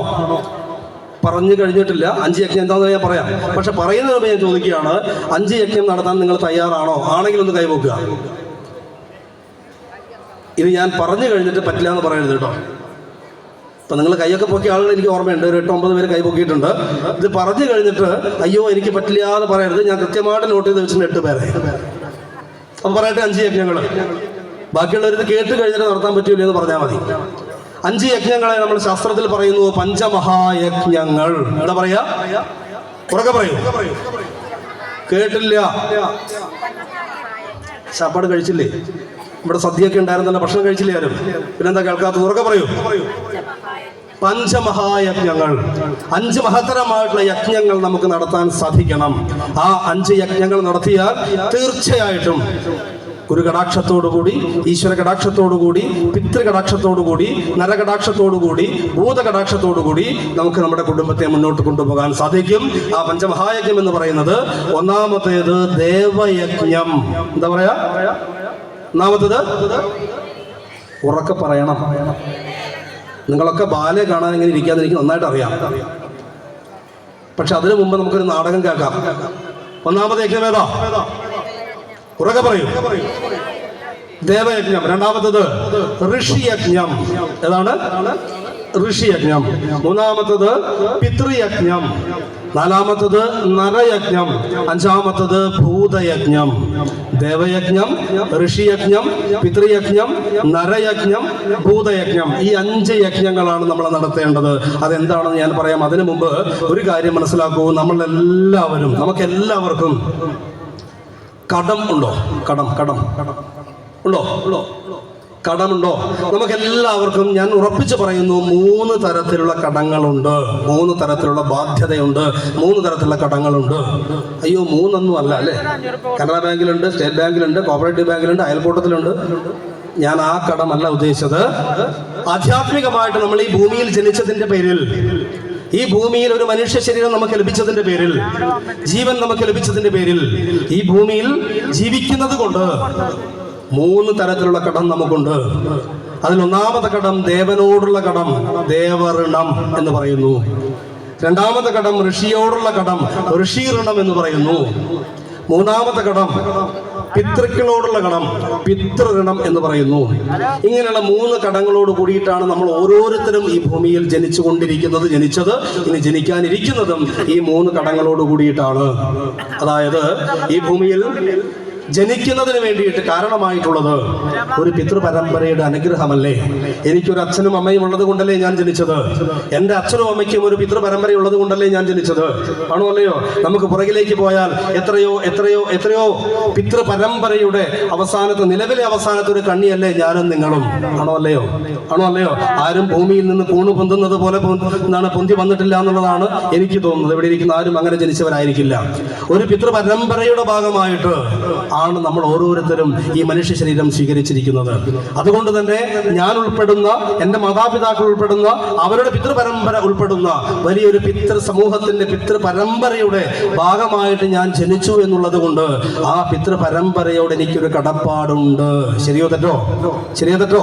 ആ കടപ്പാടാണ് നമ്മൾ എന്ത് ചെയ്യുന്നത്?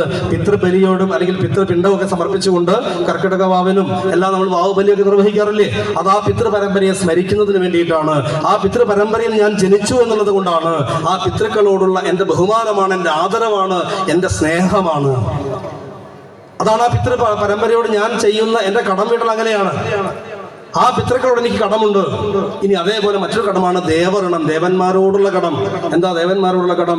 എനിക്ക് ഈ ഭൂമിയിൽ ഒരു ശരീരം ലഭിച്ചതിന് ഞാൻ ദേവന്മാരോട് കടപ്പെട്ടിരിക്കുന്നു. എൻ്റെ ജീവന്, എൻ്റെ ശരീരത്തിന് ഒരു ഈശ്വരാംശം നൽകിയതിന് ഞാൻ ആ ദേവനോട് കടപ്പെട്ടിരിക്കുന്നു. എൻ്റെ അച്ഛനും അമ്മയും കല്യാണം കഴിച്ചിട്ട് മക്കൾ വേണ്ടായിരുന്നു എന്ന് തീരുമാനിച്ചിരുന്നുവെങ്കിൽ ഞാൻ ഉണ്ടാകുമായിരുന്നോ? നിങ്ങൾ ഓരോരുത്തരെയും മാതാപിതാക്കൾ എനിക്ക് മക്കൾ വേണ്ട എന്ന് തീരുമാനിച്ചിരുന്നെങ്കിൽ നിങ്ങൾ ഓരോരുത്തരും ഉണ്ടാകുമായിരുന്നോ? ആലോചിച്ച് നോക്കുക. ആ തീരുമാനത്തിന്റെ ഫലമായിട്ട് ഈശ്വര കടാക്ഷം കൊണ്ട് നമ്മുടെ ശരീരത്തിന് ഒരു ആത്മചൈതന്യം ഈശ്വരൻ നൽകിയത് കൊണ്ട് എനിക്ക് ഈ ഭൂമിയിൽ ജീവിക്കാൻ സാധ്യമായി എന്നുള്ള ബോധ്യം ഉണ്ടെങ്കിൽ നമുക്ക് ഓരോരുത്തർക്കും ആ ദേവനോടൊരു കടമുണ്ട്. അതേപോലെ ഋഷിയോടൊരു കടമുണ്ട്. ഋഷി എന്നാൽ ഗുരു. ഈ ഭൂമിയിൽ നമ്മൾ ജനിച്ച് വീഴുന്ന സമയത്ത് അറിവ് നമ്മളുടെ തലച്ചോറിലേക്ക് പകർന്നു നൽകാൻ, അറിവുണ്ടാക്കാൻ, അറിവിനെ ശേഖരിക്കാൻ, അറിവ് നമുക്ക് നൽകാൻ കാരണമായിരിക്കുന്നത് ഗുരുവാണ്. ഗുരു എന്നത് ഒരു സന്യസ്തൻ മാത്രമല്ല. പുല്ലിലും പുഴുവിലും തൂണിലും തുരുമ്പിലും ഒക്കെ എന്തെല്ലാം എവിടെ നിന്നെല്ലാമാണോ നമുക്ക് അറിവ് ലഭിക്കുന്നത്, ആ അറിവ് തരുന്നതിനെയാണ് ഗുരു എന്ന് പറയുന്നത്. ഗുകാരം അന്ധകാരം താരു തൻ നിരോധകം എന്നാണ്. അറിവില്ലായ്മയിൽ നിന്ന് അറിവിലേക്ക് കൈപിടിച്ച് നടത്തുന്നതാരോ അതാണ് ഗുരു. അത് പ്രായഭേദമന്യേ, ജാതി മതഭേദമന്യേ നമുക്ക് എന്താണോ ആരാണോ അറിവ് നൽകുന്നത് അത് നമ്മുടെ ഗുരുവാണ്. അങ്ങനെയുള്ള ഗുരുവിനോട് നമുക്കൊരു കടമുണ്ട്. ഇത്തരത്തിലുള്ള 3 കടങ്ങളോട് കൂടിയിട്ടാണ് നമ്മൾ ഈ ഭൂമിയിൽ ജനിച്ചു വീഴുന്നത്. ഈ 3 കടങ്ങൾ തീർക്കുന്നതിന് വേണ്ടിയിട്ടാണ് നേരത്തെ പറഞ്ഞ പഞ്ചമഹായജ്ഞത്തിലെ ആദ്യത്തെ 3 യജ്ഞങ്ങളുള്ളത്. ഒന്നാമത്തെ ഞാൻ നേരത്തെ സൂചിപ്പിച്ചു. പഞ്ചമഹായജ്ഞത്തിൽ ഒന്നാമത്തെ യജ്ഞം എന്നത് ദേവയജ്ഞം, ദേവനോടുള്ള യജ്ഞം, അഥവാ ദേവന് വേണ്ടി നടത്തപ്പെടുന്ന യജ്ഞം, ദേവനോടുള്ള നമ്മുടെ കടം തീർക്കാനുള്ള യജ്ഞം. ഞാൻ നേരത്തെ സൂചിപ്പിച്ചു, നമുക്ക് ഈ ശരീരത്തിൽ ഒരു ആത്മചൈതന്യത്തെ തന്നുകൊണ്ട് നീ ഇന്ന ആളാണ് എന്ന് നമ്മളെ പഠിപ്പിച്ചുകൊണ്ട് ഈ പ്രകൃതിയിൽ ജീവിക്കാൻ നമുക്ക് അനുവാദം നൽകിയ ആ ഈശ്വര സങ്കല്പത്തോട് നമുക്കൊരു കടമുണ്ട്. ആ ഈശ്വര സങ്കല്പത്തിനോടുള്ള കടം വീട്ടുന്നതിനുള്ള പടിയാണ് ദേവയജ്ഞം. അതെങ്ങനെയാ ചെയ്യുക? വലിയ പണം മുടക്കി ചെയ്യേണ്ട യജ്ഞമല്ല. നിങ്ങളെല്ലാവരും ഒരുപക്ഷെ ഈ പഞ്ചമഹായജ്ഞമാണ് എന്ന് ചിലപ്പോൾ തിരിച്ചറിഞ്ഞിട്ടുണ്ടാവില്ല എന്നേ ഉള്ളൂ. ഈ പഞ്ചമഹായജ്ഞത്തിൽ ദേവനോടുള്ള കടം വീട്ടുന്നതിനുള്ള മാർഗം എല്ലാ ദിവസവും രാവിലെ കുളി കഴിഞ്ഞിട്ട് നമ്മുടെ വീട്ടിൽ ഒരു ഫോട്ടോ ഉണ്ട്, ഭഗവാന്റെ ഒരു രൂപമുണ്ടെങ്കിൽ അതല്ലെങ്കിൽ അടുത്തുള്ള ക്ഷേത്ര ദർശനം നടത്തിയിട്ട് അവിടെ ആ ഭഗവാനെ സ്മരിച്ചുകൊണ്ട്, ആ ദേവതയെ സ്മരിച്ചുകൊണ്ട്, ഇപ്പോൾ ഇവിടെയാണെങ്കിൽ ഭഗവതിയെ സ്മരിച്ചുകൊണ്ട് ഒരു പൂവർച്ചിക്കുകയോ ഒരു തിരി കത്തിക്കുകയോ എന്തെങ്കിലും ഒന്ന്, ഇപ്പം നമ്മൾ ക്ഷേത്രത്തിൽ വരികയാണെങ്കിൽ എന്തെങ്കിലും ഒന്ന് ആ ഭഗവാന്റെ തിരുനടയിൽ ഒരു പുഷ്പമെങ്കിലും സമർപ്പിച്ചുകൊണ്ട് ആ ദേവനെ സ്മരിക്കുമ്പോൾ ദേവയജ്ഞം പൂർത്തീകരിക്കപ്പെട്ടു. ആ ദേവന്റെ മുമ്പിൽ നമ്മൾ പ്രാർത്ഥന സമർപ്പിക്കുമ്പോൾ ദേവയജ്ഞം പൂർത്തീകരിക്കപ്പെട്ടു. ദേവന്റെ മുമ്പിൽ അഥവാ ദേവിയുടെ മുമ്പിൽ പ്രാർത്ഥന സമർപ്പിക്കുക എന്ന് പറഞ്ഞാൽ പൊതുവെ നമുക്കൊരു ധാരണയുണ്ട്. പൊതുവെ നമ്മളുടെ ഒരു ധാരണയും നമ്മളുടെ ഒരു പ്രാർത്ഥനയും എന്താണ്? ഭഗവാനെ അല്ലെങ്കിൽ ഈശ്വരനെ അല്ലെങ്കിൽ ഈശ്വരിയെ ഒക്കെ നമ്മളിപ്പോൾ കാണുന്നത് ഒരു കൈക്കൂലിക്കാരനായിട്ടാണ്, പറയാതിരിക്കാൻ വയ്യ. എങ്ങനെയാണ് കൈക്കൂലിക്കാരനായിട്ട് കാണുന്നത്? ഇപ്പോൾ ഇവിടെ നമ്മൾ തൊഴുത് പുറത്തേക്ക് ഇറങ്ങുന്ന സമയത്ത് ഒരു ലോട്ടറി എടുക്കുന്നു കരുതുക. എന്നിട്ട് എന്താ പ്രാർത്ഥിക്കുക? ഇന്നലെ ഞാൻ അർച്ചനയ്ക്ക് വന്ന സമയത്ത് ഇവിടെ അമ്മമാരോട് പറഞ്ഞിരുന്നു, എന്താ പ്രാർത്ഥിക്കുക? ഭഗവാനെ അല്ലെങ്കിൽ ഭഗവതി, ദുർഗാ ഭഗവതി, ഞാനൊരു ലോട്ടറി എടുത്തിട്ടുണ്ട്, അതിൻ്റെ ഒന്നാം സമ്മാനം 75 ലക്ഷം രൂപയാണ്. ഒന്നാം സമ്മാനമായിട്ടുള്ള 75 ലക്ഷം രൂപ എനിക്ക് കിട്ടിയാൽ 25 ലക്ഷം രൂപ ഞാൻ എവിടേക്ക് തരാം? അമ്മയ്ക്ക് തരാം. അങ്ങനെയാണോ പ്രാർത്ഥിക്കേണ്ടത്? ദേവതയോട് നമ്മൾ കൈക്കൂലി പറയുന്നതിന് തുല്യമല്ലേ അത്? ആണോ അല്ലേ എന്ന് ആലോചിച്ച് നോക്കുക. ആ ഒരു പ്രാർത്ഥനാ സമ്പ്രദായമല്ല നമുക്ക് വേണ്ടത്. മറിച്ച് നമുക്ക് എന്തും ഭഗവാനാണ് കിട്ടുന്നത്. ഈ 75 ലക്ഷം ലോട്ടറി അടുപ്പിക്കുന്നത് ഭഗവതിയാണെങ്കിൽ ആ ഭഗവതിക്ക് ആവശ്യമുള്ളത് എടുത്തതിന് ശേഷം ബാക്കി നമുക്ക് തന്നാൽ പോരെ? ആലോചിച്ച് നോക്കുക. നമ്മൾ ഭഗവാനോട് പ്രാർത്ഥിക്കുമ്പോൾ അങ്ങനെയല്ല പ്രാർത്ഥന വെക്കേണ്ടത്. ചെറിയ ഉദാഹരണത്തിന് ഞാൻ മനസ്സിലാക്കി തരാം. നിങ്ങൾക്ക് എല്ലാവർക്കും ഒരു വർക്ക്ഷോപ്പ് ഉണ്ടെന്ന് കരുതാം, വണ്ടി വർക്ക്ഷോപ്പ് ഉണ്ടെന്ന് കരുതാം. നിങ്ങൾ രാവിലെ വർക്ക്ഷോപ്പ് കട ഓപ്പൺ ചെയ്ത് അവിടെ വിളക്ക് വെച്ചിട്ട് എന്താ പ്രാർത്ഥിക്കുക? ഈ ലോകത്തുള്ള ഒരാളുകളുടെയും വണ്ടി കേടാവരുതേ എന്ന് പ്രാർത്ഥിക്കുമോ? എന്താ പ്രാർത്ഥിക്കുക? നല്ല ബിസിനസ് ഉണ്ടാവണേ എന്നല്ലേ പ്രാർത്ഥിക്കുക? അതിൻ്റെ അർത്ഥം ആരുടെയെങ്കിലൊക്കെ വണ്ടി കേടാവണം എന്നല്ലേ പ്രാർത്ഥിക്കുക? ആണോ അല്ലയോ? ഒരു വണ്ടിയുള്ള ഒരാള് ആ വണ്ടി രാവിലെ സ്റ്റാർട്ട് ചെയ്യുന്ന സമയത്ത് എന്താ പ്രാർത്ഥിക്കുക? ഈ വണ്ടിക്ക് ഒരു തകരാറും വരല്ലേ എന്നാ പ്രാർത്ഥിക്കുക. ഈശ്വരൻ ഏത് പ്രാർത്ഥന കേൾക്കുക? ആലോചിച്ച് നോക്കുക.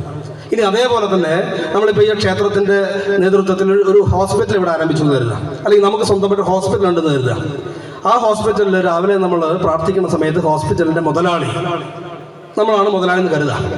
എന്താ ഭഗവാനോട് പ്രാർത്ഥിക്കുക? നല്ല കച്ചവടം ഉണ്ടാവണേ എന്നല്ലേ? ആണോ അല്ലയോ? അവിടുത്തെ നേഴ്സിന് പൈസ കൊടുക്കണം, ശമ്പളം കൊടുക്കണം, ഡോക്ടർക്ക് കൊടുക്കണം, കറണ്ട് ബില്ല് അടയ്ക്കണം, ഒരുപാട് ചിലവുണ്ട്. ആ ചിലവുകൾ മെയിൻറ്റെയിൻ ആവണമെങ്കിൽ എന്ത് വേണം? രോഗികൾ വരണം. പക്ഷെ നമ്മൾ ആരെങ്കിലും പ്രാർത്ഥിക്കുമോ? എനിക്ക് അസുഖം വരണമെന്ന് പ്രാർത്ഥിക്കുമോ? ഇല്ല. അപ്പൊ അവിടെ ഈശ്വരൻ ഏത് പ്രാർത്ഥന കേൾക്കുക? ഇവിടെയാണ് ഈശ്വരന്റെ മുമ്പിൽ വെക്കുന്ന പ്രാർത്ഥനകളെക്കാൾ ഉപരി നമ്മൾ ചെയ്യുന്ന കർമ്മത്തിന് പ്രാധാന്യമുണ്ട് എന്ന് ആചാര്യന്മാർ പറയുന്നത്. സത്കർമ്മമാണ് ചെയ്യുന്നത് എങ്കിൽ ഇതിലേക്കൊന്നും നമ്മൾ വലിച്ചിഴയ്ക്കാതെ സദ്ബുദ്ധിയോടുകൂടി സത്കർമ്മത്തോടുകൂടി നമ്മൾ പോവുകയാണ് എങ്കിൽ അതിൻ്റെ കൂടെയാണ് ഈശ്വരൻ നിൽക്കുക. പ്രാർത്ഥനയുടെ പുറത്ത് മാത്രമല്ല, പ്രാർത്ഥന വേണ്ടെന്നല്ല പറഞ്ഞത് കേട്ടോ, തെറ്റിദ്ധരിക്കരുത്. പ്രാർത്ഥന ചെയ്യുമ്പോൾ എന്ത് വേണം? സത്കർമ്മം കൂടെ നമ്മുടെ ഭാഗത്തുണ്ടാവണം. ദുഷ്കർമ്മം ചെയ്തുകൊണ്ട് പ്രാർത്ഥിച്ചതുകൊണ്ട് മാത്രം കാര്യമില്ല. നോക്കൂ, രാവണൻ ഏറ്റവും വലിയ ശിവഭക്തനാണ്. അദ്ദേഹം ആ സത്കർമ്മങ്ങൾ ചെയ്ത് ഈ പ്രാർത്ഥനയും കാര്യങ്ങളും എല്ലാം നല്ല രീതിയിൽ ചെയ്തിട്ടുണ്ട്. അതേ സമയത്ത് എന്തുണ്ട്? ചില ദുഷ്കർമ്മങ്ങളും ചെയ്തിട്ടുണ്ട്. ആ പ്രാർത്ഥനയുടെ ഫലം കൊണ്ട് രാമൻ തന്നെ പറയുന്നു, രാമൻ യുദ്ധത്തിന് പോകുന്ന സമയത്ത് രാവണനോട് പറയുന്നു, ഒന്നുകിൽ നീ എനിക്ക് സീതയെ കൊണ്ടുതരിക, അല്ലെങ്കിൽ നീ എന്നോട് യുദ്ധം ചെയ്യുക. ഇത് പറഞ്ഞപ്പോൾ രാവണൻ പറഞ്ഞത്, എനിക്ക് നേരിട്ട് ഭഗവാന്റെ കയ്യിൽ നിന്ന് അനുഗ്രഹം വാങ്ങാനുള്ള കർമ്മമൊന്നും ഞാൻ ചെയ്തിട്ടില്ല. അപ്പൊ രാമനോട് എതിർത്തുകൊണ്ട് യുദ്ധം ചെയ്തുകൊണ്ട് രാമന്റെ കയ്യിൽ നിന്ന് അസ്ത്രമേറ്റ് എൻ്റെ ജീവനെ നശിപ്പിക്കുക മാത്രമാണ് എൻ്റെ മുമ്പിലുള്ള മാർഗം. അതുകൊണ്ട് ഞാൻ യുദ്ധത്തിന് തയ്യാറെടുക്കുന്നു എന്നാണ് രാവണൻ പറഞ്ഞത്. കാരണം രാവണൻ അറിയാം ചെയ്ത കർമ്മങ്ങളൊന്നും നല്ലതല്ല. പക്ഷേ ആ ശിവഭക്തി ഉള്ളത് കൊണ്ട് രാമന്റെ കയ്യിൽ നിന്ന് മോക്ഷം നേടാനുള്ള അനുഗ്രഹവും ഭാവവും ഉണ്ട്. പക്ഷെ അവിടെ പോലും വൈരാഗ്യബുദ്ധിയോട് കൂടിയിട്ടാണ് രാവണൻ രാമനെ സമീപിക്കുന്നത്. ഇത് നമ്മളെ പഠിപ്പിക്കുന്ന സന്ദേശം ചെറുതല്ല. ഇത് നമ്മളെ പഠിപ്പിക്കുന്ന സന്ദേശം വളരെ വലുതാണ്. നമ്മൾ 24 മണിക്കൂറും ഭഗവതിയുടെ മുമ്പിൽ, ഭഗവാന്റെ മുമ്പിൽ നാമം ജപിച്ച് പ്രാർത്ഥിച്ചത് കൊണ്ട് മാത്രം കാര്യമില്ല. അതോടൊപ്പം തന്നെ എന്ത് വേണം? സത്കർമ്മത്തിലൂടെ സഞ്ചരിക്കാനുള്ള ബുദ്ധി കൂടി നമുക്കുണ്ടാകണം. അതാണ് ദേവയജ്ഞത്തിലൂടെ പൂർത്തീകരിക്കപ്പെടുന്നത്. ഈശ്വരന്റെ മുമ്പിൽ, ഭഗവതിയുടെ മുമ്പിൽ വന്ന് പ്രാർത്ഥിക്കുന്ന സമയത്ത് നല്ല ബുദ്ധിയോടുകൂടി, നല്ല ധർമ്മചിന്തയോടുകൂടി ആ ഈശ്വരനെ ഒരു നോക്ക് കണ്ടുകൊണ്ട് പ്രാർത്ഥിച്ചുകൊണ്ട്, ക്ഷേത്ര ദർശനം നടത്തിക്കൊണ്ട്, അവിടെ കാണിക്കയിട്ട് സമർപ്പിച്ച് പ്രാർത്ഥിച്ചുകൊണ്ട് ഒരു പുഷ്പമെങ്കിലും ഭഗവതിയുടെ മുമ്പിൽ സമർപ്പിച്ചുകൊണ്ട് നിത്യം ക്ഷേത്ര ദർശനം നടത്തുമ്പോൾ, ഇനി അതിന് അത്രയും സാധിക്കാത്ത ആളുകൾ നിത്യം വീട്ടിലെങ്കിലും ഒരു ദേവതയുടെ അല്ലെങ്കിൽ ഈശ്വരൻ്റെയോ നമുക്ക് ഏതാണോ ഇഷ്ടമൂർത്തി ആ ദേവതയുടെ പടം വെച്ചുകൊണ്ട് ഒരു വിളക്ക് വെച്ച് അവിടെ ഒരു പുഷ്പം അർച്ചിച്ച് ആ ഭഗവതിയെ സ്മരിക്കുന്നത്, ഭഗവാനെ സ്മരിക്കുന്നത് മാത്രം ചെയ്താൽ ദേവയജ്ഞം പൂർത്തീകരിക്കപ്പെടുന്നു. ഇപ്പം നമ്മുടെ നിത്യജീവിതത്തിൽ നമ്മളെല്ലാവരും ഒരുപക്ഷെ ഇത് ചെയ്യുന്ന ആളുകളായിരിക്കും അല്ലേ? വീട്ടിൽ വിളക്ക് വയ്ക്കാറില്ലേ? അല്ലെങ്കിൽ പ്രാർത്ഥിക്കാറില്ലേ? ആ ചെയ്യുന്നതിനെയാണ് ദേവയജ്ഞം എന്ന് പറയുക. ഇനി രണ്ടാമത്തെ യജ്ഞം, ദേവയജ്ഞം കഴിഞ്ഞാൽ പിന്നെയുള്ളത് ഋഷിയജ്ഞമാണ്. നേരത്തെ പറഞ്ഞു ഋഷിമാരോടുള്ള കടം, ഋഷി ഋണം. ആ ഋഷിയജ്ഞം പൂർത്തീകരിക്കുന്നതിന് വേണ്ടിയിട്ട് ഭാരതത്തിലെ ഋഷീശ്വരന്മാർ നമുക്ക് ഒട്ടനവധി ഗ്രന്ഥങ്ങൾ നൽകിയിട്ടുണ്ട്. ഞാൻ നേരത്തെ പറഞ്ഞതുപോലെ അധ്യാത്മ രാമായണമാകട്ടെ, ഭഗവത്ഗീതയാവട്ടെ, മഹാഭാരതമാകട്ടെ, ഉപനിഷത്തുകളാകട്ടെ, വേദങ്ങളാകട്ടെ, ഒട്ടനവധി ഗ്രന്ഥങ്ങൾ ഭാരത സംസ്കൃതിയിൽ ഭാരത ഋഷീശ്വരന്മാർ നമുക്ക് നൽകിയിട്ടുണ്ട്. എല്ലാ ദിവസവും ആ ഋഷീശ്വരന്മാരോടുള്ള നമ്മുടെ കടപ്പാടിന്റെ ബാധ്യത തീർക്കുന്നതിന് വേണ്ടിയിട്ട്, അഥവാ കടം തീർക്കുന്നതിന് വേണ്ടിയിട്ട് അവർ നൽകിയിരിക്കുന്ന ആ ഗ്രന്ഥത്തെ ഒന്ന് പാരായണം ചെയ്യുകയും പഠിക്കുകയും പ്രചരിപ്പിക്കുകയും ചെയ്യുക എന്നുള്ളതാണ് ഋഷിയജ്ഞം എന്നതുകൊണ്ട് ഉദ്ദേശിക്കുന്നത്. എല്ലാ ദിവസവും അല്പസമയമെങ്കിലും രാമായണം വായിക്കുക, എല്ലാ ദിവസവും ഭഗവത്ഗീത വായിക്കുക, അങ്ങനെ ഏതെങ്കിലും ഒരു ഗ്രന്ഥം എല്ലാ ദിവസവും നമ്മൾ പാരായണം ചെയ്യുക. പൊതുവെ ആളുകളുടെ ഒരു തെറ്റിദ്ധാരണ രാമായണം എന്നത് കർക്കിടക മാസത്തിൽ മാത്രം തുറക്കാൻ പറ്റുന്ന ഒരു ഗ്രന്ഥമാണ് എന്നാണ്. നോക്കൂ, കഴിഞ്ഞ 125 വർഷമായിട്ട് 1920 മുതൽ ഇപ്പം 2020 105 വർഷമായിട്ട് എൻ്റെ ഗുരുസ്ഥാനമായിട്ടുള്ള ചേങ്കോട്ടുകുണം ശ്രീരാമദാസ് ആശ്രമം, തിരുവനന്തപുരം ജില്ലയിലെ ചേങ്കോട്ടുകുണം ശ്രീരാമദാസ് ആശ്രമത്തിൽ കഴിഞ്ഞ 105 വർഷക്കാലമായിട്ട് മുടങ്ങാതെ അധ്യാത്മ രാമായണം പാരായണം ചെയ്യുന്നു. അത് വെറുതെ പാരായണം ചെയ്തു പോവുകയല്ല. രാവിലെ 6 മണിക്ക് പൂജ കഴിഞ്ഞാൽ അധ്യാത്മ രാമായണം കിളിപ്പാട്ട് ബാലകാണ്ഡം ആരംഭിക്കും. രാത്രിയിൽ 8 മണിക്ക് അവിടുത്തെ രാത്രിയത്തെ പൂജ നടക്കണമെങ്കിൽ അധ്യാത്മ രാമായണം കിളിപ്പാട്ട് സമ്പൂർണ്ണമായിട്ട് വായിച്ചു തീർത്തിരിക്കണം. എന്ന് വെച്ചാൽ ഒരു ദിവസം രാവിലെ ആരംഭിച്ച് വൈകുന്നേരം ആകുമ്പോഴേക്കും രാമായണം വായിച്ചു തീർക്കണം. നോക്കൂ, നമ്മളിവിടെ 30 ദിവസം കൊണ്ട് അധ്യാത്മ രാമായണ കിളിപ്പാട്ട് വായിച്ചു തീർക്കാൻ വേണ്ടിയിട്ട് പ്രയാസപ്പെടാറില്ലേ? അല്ലേ? പലരും വിളിക്കാറുണ്ട്, സ്വാമി 25 ദിവസമായി സുന്ദരകാണ്ട് എത്തിയിട്ടില്ല, എന്താ ചെയ്യാന്ന് ചോദിച്ചിട്ട്. ഇവിടെ ചെങ്കോട്ടുകുണം ശ്രീരാമദാസ് ആശ്രമത്തിൽ കഴിഞ്ഞ 105 വർഷമായിട്ട് രാവിലെ ആരംഭിച്ചാൽ വൈകുന്നേരം രാമായണം വായിച്ച് തീർക്കുന്നു. ഇന്നേ വരെ അവിടെ ഒരു ദോഷം ഉണ്ടായിട്ടില്ല. അതുകൊണ്ട് കർക്കിടകത്തിൽ മാത്രം വായിക്കേണ്ട ഒരു ഗ്രന്ഥമല്ല രാമായണം എന്ന് ബോധ്യപ്പെട്ടുകൊണ്ട് എല്ലാ ദിവസവും രാമായണമെങ്കിലും അല്പസമയം വായിക്കുക, അല്ലെങ്കിൽ ഭഗവത്ഗീത വായിക്കുക, അല്ലെങ്കിൽ അറ്റ്ലീസ്റ്റ് ലളിതാ സഹസ്രനാമ ജപമെങ്കിലും. ഞാൻ ഇന്നലെ ഇവിടെ അർച്ചനയ്ക്ക് വന്ന സമയത്ത് പറഞ്ഞു, എല്ലാ ദിവസവും നിങ്ങൾ ലളിതാ സഹസ്രനാമം ജപിക്കൂ. അത് ഹയഗ്രീവനും അഗസ്ത്യമുനിയും തമ്മിലുള്ള സംവാദത്തിന്റെ ഭാഗമായിട്ടുണ്ടായിട്ടുള്ള ഋഷിപ്രോക്തമായിട്ടുള്ള ഗ്രന്ഥമാണ്. അതുകൊണ്ട് നിത്യം ലളിതാ സഹസ്രനാമമെങ്കിലും ജപിക്കാൻ നമുക്ക് സാധിച്ചാൽ തീർച്ചയായിട്ടും അത് ഋഷിയജ്ഞത്തിന്റെ ഭാഗമായി തീരുമെന്നുള്ളതിൽ യാതൊരു തർക്കവുമില്ല. അപ്പൊ ദേവയജ്ഞത്തിന് വേണ്ടി ഒന്നുകിൽ നിത്യ ക്ഷേത്ര ദർശനം നടത്തുക, അതല്ലെങ്കിൽ വീട്ടിൽ എല്ലാ ദിവസവും ക്ഷേത്രത്തിൽ പോകാൻ സാധ്യമായിട്ടില്ല എങ്കിൽ വീട്ടിലൊരു ദേവതയുടെ രൂപമോ എന്തെങ്കിലും വെച്ചിട്ട് ഒരു പുഷ്പമെങ്കിലും അർച്ചിച്ച് ആ ദേവതയുടെ മൂലമന്ത്രമോ ധ്യാന ശ്ലോകമോ എന്തെങ്കിലും ജപിച്ചുകൊണ്ട് ആ ദേവതയെ സ്മരിക്കുക എന്നുള്ളത് ദേവയജ്ഞമാണ്. ഋഷീശ്വരന്മാർ നൽകിയിട്ടുള്ള ഗ്രന്ഥപാരായണം ഏറ്റവും ചുരുങ്ങിയത് ലളിതാ സഹസ്രനാമമെങ്കിലും എല്ലാ ദിവസവും ജപിക്കുന്നത് ഋഷി യജ്ഞമാണ്. ഇനി മൂന്നാമത്തതാണ് പിതൃയജ്ഞം. ഞാൻ നേരത്തെ സൂചിപ്പിച്ചു, നമ്മളെല്ലാം ഒരു പിതൃപരമ്പരയുടെ ഭാഗമായിട്ടാണ് ഈ ഭൂമിയിൽ വന്നിട്ടുള്ളത്. ആ പിതൃപരമ്പരയോടുള്ള നമ്മുടെ കടത്തെ തീർക്കുന്നതിന് വേണ്ടിയിട്ട് ആ പിതൃക്കളെ സ്മരിക്കുക, എല്ലാ ദിവസവും സ്മരിക്കുക. എങ്ങനെയാ സ്മരിക്കുക? പണ്ടെല്ലാം ഇവിടെ പലരും ചെയ്യുന്ന ആളുകളായിരിക്കും സന്ധ്യാവന്തനാദി ക്രിയകൾ ചെയ്യാറുണ്ട്. കുളിക്കുന്ന സമയത്ത് അല്പം ജലം എടുത്തുകൊണ്ട് പിതൃഭ്യോം നമ, പിതൃപരമ്പര അല്ലെങ്കിൽ പിതൃഭ്യോ എന്ന് പറഞ്ഞിട്ട് തർപ്പണം ചെയ്യും. ജലം എടുത്തുകൊണ്ട് ആ പിതൃക്കളെ സ്മരിച്ചുകൊണ്ട്, പൂർവ്വസൂരികളായ അല്ലെങ്കിൽ പൂർവ്വ പരമ്പരയിൽപ്പെട്ട പിതൃപരമ്പരയെ സ്മരിച്ചുകൊണ്ട് അല്പം ജലം എടുത്തുകൊണ്ട് ആ പിതൃക്കളെ സ്മരിച്ചുകൊണ്ട് തർപ്പണം ചെയ്യുന്ന ഒരു സമ്പ്രദായം ഉണ്ടായിരുന്നു. ഇന്നതൊക്കെ നമ്മൾ കളഞ്ഞു. ആ പിതൃക്കളെ സ്മരിച്ചുകൊണ്ട് പിതൃപരമ്പരയ്ക്ക് വേണ്ടിയിട്ട് അല്പസമയം പ്രാർത്ഥിക്കുക. അല്ലെങ്കിൽ ഒന്നും വേണ്ട, നിങ്ങൾ ചെയ്യാൻ പറ്റുന്ന ഏറ്റവും ഒരു ചുരുങ്ങിയ കാര്യം, ക്ഷേത്രത്തിൽ ഇപ്പോൾ ഹോമങ്ങളൊക്കെ നടക്കുന്നുണ്ടെങ്കിൽ, തിലഹോമമൊക്കെ നടക്കുന്നുണ്ടെങ്കിൽ ഇടയ്ക്ക് നമുക്ക് പിതൃപരമ്പരയ്ക്ക് വേണ്ടി തിലഹോമം ചെയ്യാം. നമ്മൾ സ്വയം ഈ പറഞ്ഞ പോലെ തർപ്പണങ്ങൾ ചെയ്യുക, ഇത്യാദി കാര്യങ്ങളൊക്കെ തന്നെ ആ പിതൃപരമ്പരയെ സ്മരിക്കുന്നതിന് വേണ്ടിയിട്ടുള്ള കാര്യക്രമങ്ങളാണ്. അതിനെയാണ് പിതൃയജ്ഞം എന്ന് പറയുന്നത്. ഇനി നാലാമത്തത് നരയജ്ഞം, മനുഷ്യയജ്ഞം. മനുഷ്യയജ്ഞം എന്നതുകൊണ്ട് ഉദ്ദേശിക്കുന്നത് നേരത്തെ ഇവിടെ പ്രാരംഭത്തിൽ സൂചിപ്പിച്ചു, അന്നം കൊടുക്കുക. ഒട്ടനവധി മനുഷ്യയജ്ഞം, നരയജ്ഞത്തിൽ ഒട്ടനവധി കാര്യങ്ങൾ പറയുന്നുണ്ടെങ്കിലും അതിൽ ഏറ്റവും പ്രധാനപ്പെട്ട കാര്യം എന്ന് പറയുന്നത് അന്നം കൊടുക്കുക എന്നുള്ളതാണ്. അന്നം കൊടുക്കുക. പണ്ടെല്ലാം നമുക്കറിയാം, നമ്മുടെ എല്ലാം വീടുകളിൽ രാവിലെ അരി കഴുകിയിടുന്ന സമയത്ത് ഒരു പിടി അരി മാറ്റി വയ്ക്കുമായിരുന്നു. ശരിയല്ലേ? മാറ്റി വയ്ക്കുമായിരുന്നോ? അത് മാത്രവുമല്ല, പണ്ടെല്ലാം സന്ധ്യാസമയത്ത് വിളക്കണയ്ക്കുന്നതിന് മുമ്പ് പുറത്തേക്ക് ഇറങ്ങിയിട്ട് അത്താഴ പട്ടിണിക്കാരുണ്ടോ എന്ന് ചോദിച്ചിരുന്നു. ശരിയോ തെറ്റോ?